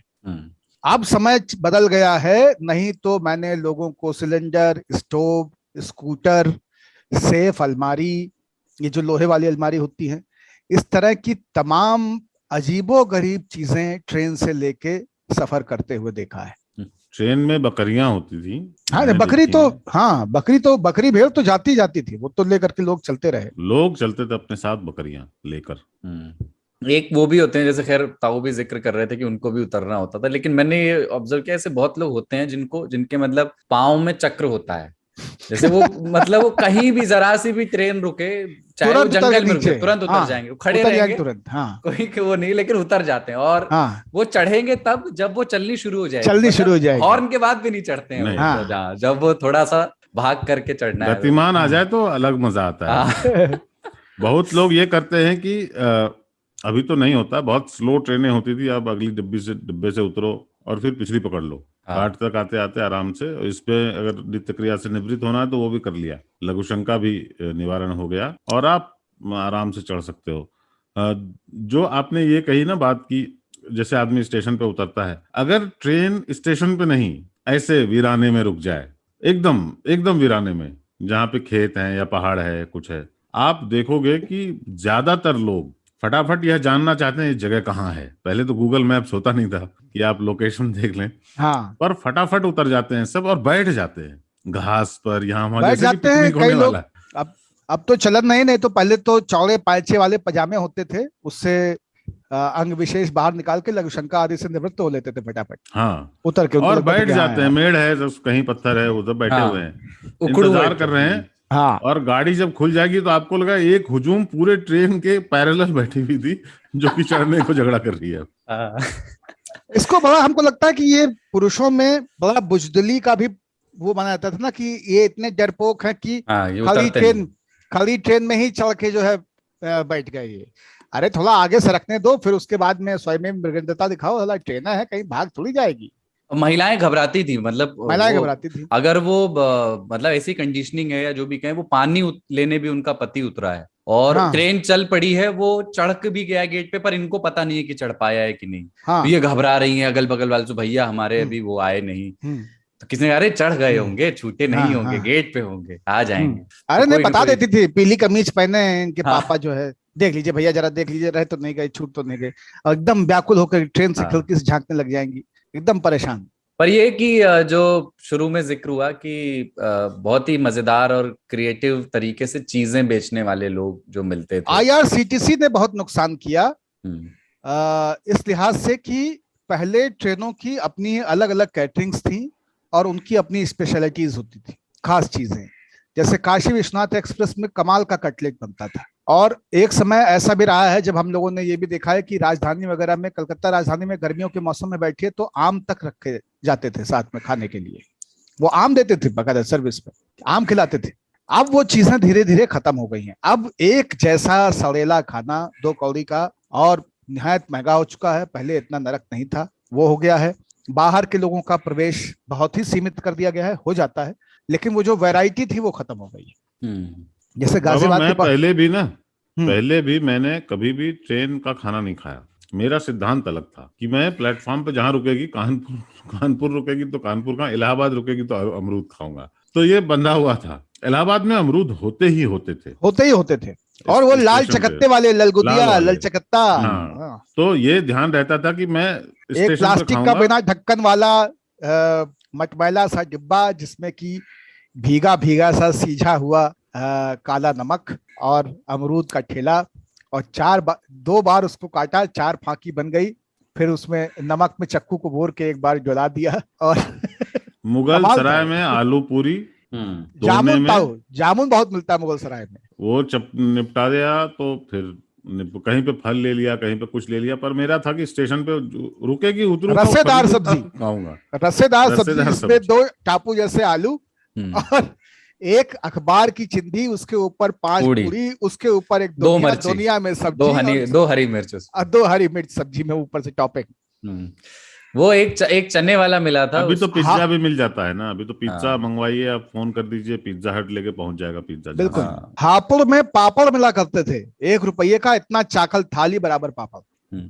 एक मुझे चने वाला मिला था, उसका ना पंचलाइन बड़ा अच्छा था। वो गाता था तरन्नुम में कि मेरा चना बना है आला, इसको खाते हैं नंद लाला, घर बांटो दुआरे बांटो, 5 रुपए में मौज है काटो। इस तरह का कुछ था और बहुत ही शानदार था। उसने वो ढपली वपली लेकर के वो बेचता था। और कितने स्किल्ड थे पहले, मतलब वो मुतही चाय भी वो बेच सकते थे बड़े आराम बिल्कुल से। बिल्कुल। और मुझे लगता है ट्रेन यात्राओं ने तो चाय को लेकर के तो एक स्टैंडर्ड सेट किया ही है। कहीं मुझे कोई घटिया चाय पिलाता है तो मैं यही कहता हूँ, यार ये तो ट्रेन के स्टेशन वाली चाय अरे है। आज दुनिया जानती है ट्रेन और चाय के संबंध को हमारे देश में। आज पूरी दुनिया जानती है, क्या बात कर रहे हो। हाँ, रेलवे की चाय, हाँ, सामान्य भी मानविकी को चाय पिलाते पिलाते और वहां से समाज को देखते और राजनीति को समझते एक व्यक्ति चाय के ठिहे से उठ के प्रधानमंत्री के पद तक पहुंचा, ये इस देश में हुआ है। पर वैसे हम लोग ना, मतलब चाय की तलब लगने पे थोड़ा इंतजार कर लेते थे, क्योंकि कुछ एक जगहों पे ठीक चाय मिलती थी, जो कुछ एक स्टेशन थे। पूछ लेते थे कौन सा स्टेशन है कि अच्छा नरसिंहपुर आवे वाला होए तो वहीं चाय पीन जाए, फिर मुसाफिर खाना भैया समोसा खा लेंगे। तो वो कुछ एक चीजें कहीं की रेलेवेंट थी तो उतना उस हिसाब से इंतजार हो जाता था। हमको लखनऊ का ही इंतजार रहता था क्योंकि बहुत शानदार ऑमलेट और मक्खन टोस्ट और समय पर्याप्त लखनऊ में। मिलता था। हाँ, हमें हर ट्रेन वहां पे 20 मिनट तो रुकती थी। अब वो गायब हो गए सारे ठीहे, पूरी वाले हटा दिए गए सारे स्टेशनों से, जबकि पहले लाइव पूरी बनाने वाले तमाम सारे ठेले होते थे हर प्लेटफॉर्म पे और वो मिल रही होती थी। तो ये कॉर्पोरेट उसमें पिज्जा हट बर्गर वगैरह टाइप की चीजें, बंद खाना, प्रिजर्वेटिव वाला खाना, उस तरह की चीजों का चलन बढ़ा है। एक ही स्टेशन की सलाह मैं अपने सारे श्रोताओं को देना चाहता हूँ, प्रतापगढ़ में पकौड़ी कभी ना खाएं। सबसे ज्यादा वहां पकौड़ी बिकती है, मिक्स वाली भी और आलू वाली भी। उससे रद्दी पकौड़ी मैंने जीवन में नहीं खाई है। और देखिए, हकीकत यह है कि आदमी भूखा होता था और चीजें मुश्किल होती थी, इसलिए अच्छा लगता था। रेलवे में जो उस समय की चीजें मिलती थी ना, जो पूरी आलू की भी बात कर रहा हूँ, पूरी सब्जी की, होती तो घटिया ही थी, पर आनंद बहुत होता था। पर घटिया के लिए ना आप उस समय क्वालिटी पे शायद मत जाएं, आनंद पे जाएं। घटिया के लिए हमारा टॉलरेंस लेवल पहले थोड़ा ठीक था, अब हम लोग नहीं बर्दाश्त कर हाँ, अभी पाते। तो आप पेट भी बड़े खराब हो जाएगा ना, हाँ आपकी नफासत हथड़ियां वाले भी हो गए। नहीं हाँ स्वीकार कर पाएंगी उसको। अब तो हथड़ियां 5 स्टार खाने को स्वीकार नहीं करती हैं। एरोप्लेन में जाओ और नीचे जाते ही पेट चलने लगता है। पहले आप बिल्कुल प्लेटफॉर्म का खाना खा लेते थे जहां पे कि मक्खियां, मानव मल पटरियों पर पड़ा रहता था। तो सब ठीक कुछ है। बदल रहा है। तो एक एक सुझाव जाते जाते ट्रेन से याद आया, ट्रेन टू पाकिस्तान। और वो एक बार खुशवंत सिंह की किताब। पाणिनी हाँ, बाबा भी एक बार रेकमेंड कर चुके हैं। बिल्कुल। तो वो किताब पढ़ी जा सकती है। ट्रेन से याद आया, द बर्निंग ट्रेन नाम से एक फिल्म भी है, अगर मन हो तो वो भी देख सकते हैं। एक एक एक फिल्म है नेटफ्लिक्स पे, सीरीज है, फिल्म नहीं है। मेरे ख्याल से 8-10 एपिसोड है।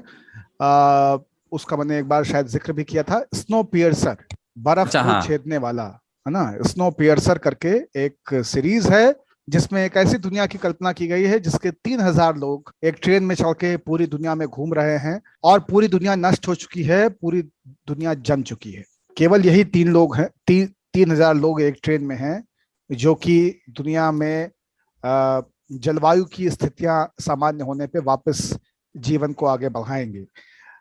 उसमें भी लेकिन क्लास डिवाइड है, उसमें भी लेकिन रेसिज्म है, उसमें भी लेकिन बहुत सारे पावर इक्वेशंस हैं। तो उस दृष्टि से वो सीरीज जो है वो नेटफ्लिक्स पे काफी इंटरेस्टिंग है। देखिए, मेहनत से बनाई गई है और अच्छी है, तो उसको देखना चाहिए। जावेद अख्तर ने पंक्ति लिखी और मुझे वो बड़ी रियलिस्टिक लगती है। मतलब वो पता नहीं कविता क्यों ही कविता उसको माने या ना माने, लेकिन वाक्य की तरह भी पढ़ सकते हैं कि चलती गाड़ी से रेल देखो तो लगता है दूसरी समत जा रहे हैं। और वो भी एक आनंद था खिड़की से बैठ करके देखने का। ऐसा लगता था कि चीजें पीछे की ओर बढ़ रही हैं। आगे बढ़ते हैं। ट्रेन पर ये चर्चा काफी लंबी हो गई और अब चिट्ठी की बारी है न्योता वाले श्रोता की। और इस बार भोपाल से ये चिट्ठी आई है। सृष्टि तैलंग ने ये चिट्ठी लिखी है और काश मैं दिखा पाता कि कितनी खूबसूरती से, स्नेह से ओतप्रोत सृष्टि ने कागज पर अपने हाथों से ये हमें चिट्ठी लिख करके भेजी है। वो लिखती हैं कि बाबा, ताऊ और सरदार को मेरा प्यार भरा नमस्कार। मेरा नाम सृष्टि तैलंग है और मैं भोपाल से ये चिट्ठी लिख रही हूँ। बाकी खतों की तुलना में इसे एक चना मुरमुरा चिट्ठी ही समझिए। मैं आप सबको दिल से धन्यवाद देना चाहती हूँ कि आप सभी के कारण मैं ऐसे लेखकों से मुलाकात कर पाई हूँ जिन्होंने मेरी जिंदगी बदल दी है। उन्होंने मेरे दिमाग में ऐसा दांव पेच खेला है कि मैं समाज को और भी बेहतर ढंग से समझ पाई हूँ। आज जब मैं ये किताबें अपने आले में देखती हूँ तो मुझे गर्व होता है कि मैं इन लेखकों के कारण इनकी कहानियां जी पाई। मैंने अपनी गर्मी की छुट्टियां इनके नाम कर दी थी और अपने बचपन को दोबारा जिया था। शायद इस कोरोना काल ने एक अच्छी चीज कर दी, घर में बंद आप तीनों से और इन किताबों से पुनः मुलाकात करा दी। बस दिल से धन्यवाद देना चाहती थी आप तीनों को। ऐसा ही समा बांधते रहिए हर शनिवार। आपकी श्रोता सृष्टि तैलंग, भोपाल।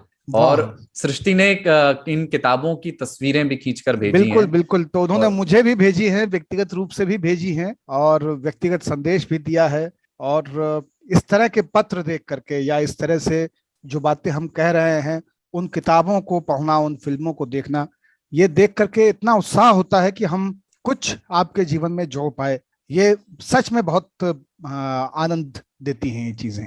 बिल्कुल। लगता है कि हमारा ये 2 घंटे बैठना हर हफ्ते, ये इसकी सफलता का जो एक पैमाना है सबसे महत्वपूर्ण, वो यही है कि हमारा जो श्रोता है वो कितना एंगेज कर पाया और उसके जीवन में क्या हम कोई वैल्यू एडिशन कर पाए यहाँ से, उनकी जानकारी में या उनके स्वाद में या उनके जीवनचर्या में कोई एक नई चीज हम जोड़ पाए। तो उन किताबों की तस्वीर जब मैंने देखी तो मैं सच में बहुत खुश हुआ। हाँ, उसमें कमलेश्वर की कितनी, लुधियानवी पाकिस्तान है, भी, हाँ, शरद जोशी है, राग दरबारी है श्रीलाल शुक्ल की, बिल्कुल बिल्कुल, विजया तेलंग का व्यंग संग्रह है परनिंदा का सुख। वाह। तो सृष्टि जी आप सुनती रहें और भी किताबें पढ़ें, सीरीज भी देखें, ऐसा नहीं कि बस ऑफलाइन ही आनंद है। कई सारी चीजें अब डिजिटल स्पेस में हो रही हैं, जैसे कि ये 3 ताल, तो इसको भी देखें, नेटफ्लिक्स की फिल्में और सीरीज भी देखें। आज मेरी भी लिस्ट में हिटलर्स ओलंपिक है और अभी मैं अपने सर में खूब सारा तेल चपड़ के उसी दिशा में बैठने वाला हूँ। तो खोपड़ी में मांग कर करके तेल भरता रहूंगा। ताऊ ने बाल कटवा लिए हैं और कुलदीप ने बर्बरता से कटवा लिए हैं, लेकिन मेरी केश वल्लरियां पीठ के 1/3 हिस्से को चूमने लायक लंबी हो चुकी हैं, तो उनमें उनको हर पोषण देना जरूरी, हर वीकेंड में उनको सींचता जरूर हूँ। तो अभी वो प्रक्रिया होगी। उन्होंने ताऊ ये भी कहा कि बाकी चिट्ठियों की तुलना में इसे मुरमुरा चिट्ठी ही समझिए। ये मेटाफर मुझे बहुत अच्छा लगा। क्विक होता है, छोटा सा, हल्का, पचाने में आसान, सुस्वादु। आओ देखिए, हम लोग मुरमुरे की बात कर रहे थे, हम लोग मुरमुरे की बात कर रहे थे और मुरमुरा फिर आ भी गया। हाँ, आजकल हम और ताऊ एक उसमें लूप में चल रहे हैं कि जो हम लोग कहेंगे वो कितनी देर बाद हमारे पास आएगा वापस। 3 ताल में मुरमुरे का जिक्र पहले हुआ है, हम सभी को बहुत पसंद है। मुरमुरा अच्छा भी होता है, आपको फिलिंग होता है पर मोटा नहीं करता, हल्का होता है बहुत, और रेडीमेड क्या बोलते हैं, रेडी टू ईट होता है हमेशा। ये आजकल के फास्ट फूड तो बस बनाने पड़ते हैं, है ना, किसी फ्रिज से निकाल के मुरमुरा बाहर ही रहता है और खुश रहता है। तो सृष्टि जी बहुत बहुत शुक्रिया आपका। एक्चुअली हम लोग जो करते हैं ये, वो 3 लोग और आप, ये हमारे ये 3 ताल जो, उसमें 4 लोग इन्वॉल्व होते हैं, आप होते हैं और हम तीनों होते हैं। तो ये सभी श्रोताओं के लिए है जो भी सुनते हैं 3 ताल को। और आप लोग अगर लिखकर हमारी प्रशंसा करते हैं या हमारी हौसला अफजाई करते हैं तो अच्छा लगता है। आप लोगों से मेरा आग्रह है, सभी से, सुनने वालों से, कि आप अपने सवाल हमारी तरफ दागें। किसी राजनीतिक, गैर राजनीतिक किसी भी विषय पर आपको अगर हमारा विचार चाहिए हो तो बताएं कि हम कैसे सोचते हैं ये 3 लोग। और वैसे भी जो लोग ईमेल करना चाहें और सृष्टि की तरह उनके हस्तलिखित पत्र वो नहीं हो तो आप ईमेल कर सकते हैं radio@aajtak.com पर, और हमें सुनते रहें। अपने दोस्तों को कृपया इस पॉडकास्ट का लिंक शेयर करें, उनको भेजें, व्हाट्सएप करें। aajtak.com पर अगर सुनते हैं तो बहुत अच्छा। अगर आप गाना स्पॉटिफाई इत्यादि पर सुनते हैं तो भी हमें वहां पर अगर रेटिंग देने की सुविधा होती है, कृपया उसमें हमें अच्छी रेटिंग दे दें ताकि और लोगों को मिले, दिखाया जा सके। और सृष्टि जी और सभी सुनने वालों को बहुत बहुत धन्यवाद। अच्छा, पिछले बेबाक बुधवार में एक हमारे लिसनर ने हमें बताया, पंकज जी, उन्होंने बताया कि गूगल पॉडकास्ट पे अगर आप 3 ताल सुनते हैं तो उसमें 2 सुविधाएं और हैं। और पॉडकास्ट लिसनरशिप से जो लोग अभी रूबरू हो रहे हैं, जिन्होंने अभी शुरू किया है, उनके लिए ये बड़ी काम के टिप्स हैं। 2 चीजें, एक, उसमें आप स्पीड बढ़ा करके सुन सकते हैं। 1x है तो 1.5x 1.25x करके सुन सकते हैं। अगर आपको लग रहा है 2 घंटे का पॉडकास्ट है, आप 1.25 घंटे में ही निपटाना चाहते हैं, बात समझ में आ जाए, एक ये। और दूसरा, 3 ताल का कोई एक हिस्सा अगर आप शेयर करना चाहते हैं, सिर्फ 2 मिनट का कोई चीज आपको लगा कि ये मैं उस दोस्त से शेयर करना चाहता हूं क्योंकि वो रिलेट कर पाएगा, तो उसमें शेयर टाइमिंग के हिसाब से, काउंटर के हिसाब से शेयर का ऑप्शन होता है। तो आप चाहेंगे तो उतना हिस्से ही शुरू होकर के आपके दोस्त के पास चला जाएगा। तो गूगल पॉडकास्ट, तो हम जानते ही नहीं थे। हाँ, ये बहुत बढ़िया, क्या बात है, वाह भाई वाह। तो जैसे हमने रेलवे वाले किस्से सुनाए, आपने भी कभी बल्ब जोड़ करके कुछ खुराफातें की हो तो वो वाला हिस्सा शेयर कर सकते हैं। अगले हफ्ते रविवार को स्वतंत्रता दिवस है, आजादी का दिन, तो उसकी अतिरिक्त मुबारकबाद। बच्चों को जलेबी खिलाइए और शनिवार को इधर हाजिरी लगाइए। सुनते रहिए 3 ताल। जय हो, जय हो, जय हो, जय हो, जय हो।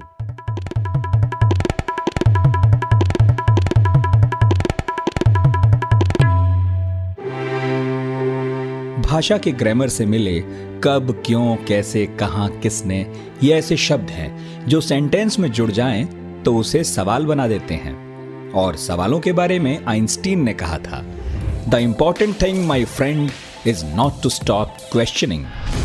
At the stroke of the midnight hour, when the world sleeps, I'm going to make him an offer again with you. सत्ता का खेल तो चलेगा, सरकारें आएंगी जाएंगी, मगर मेरे कमरे में किताबों के सिवा कुछ भी नहीं।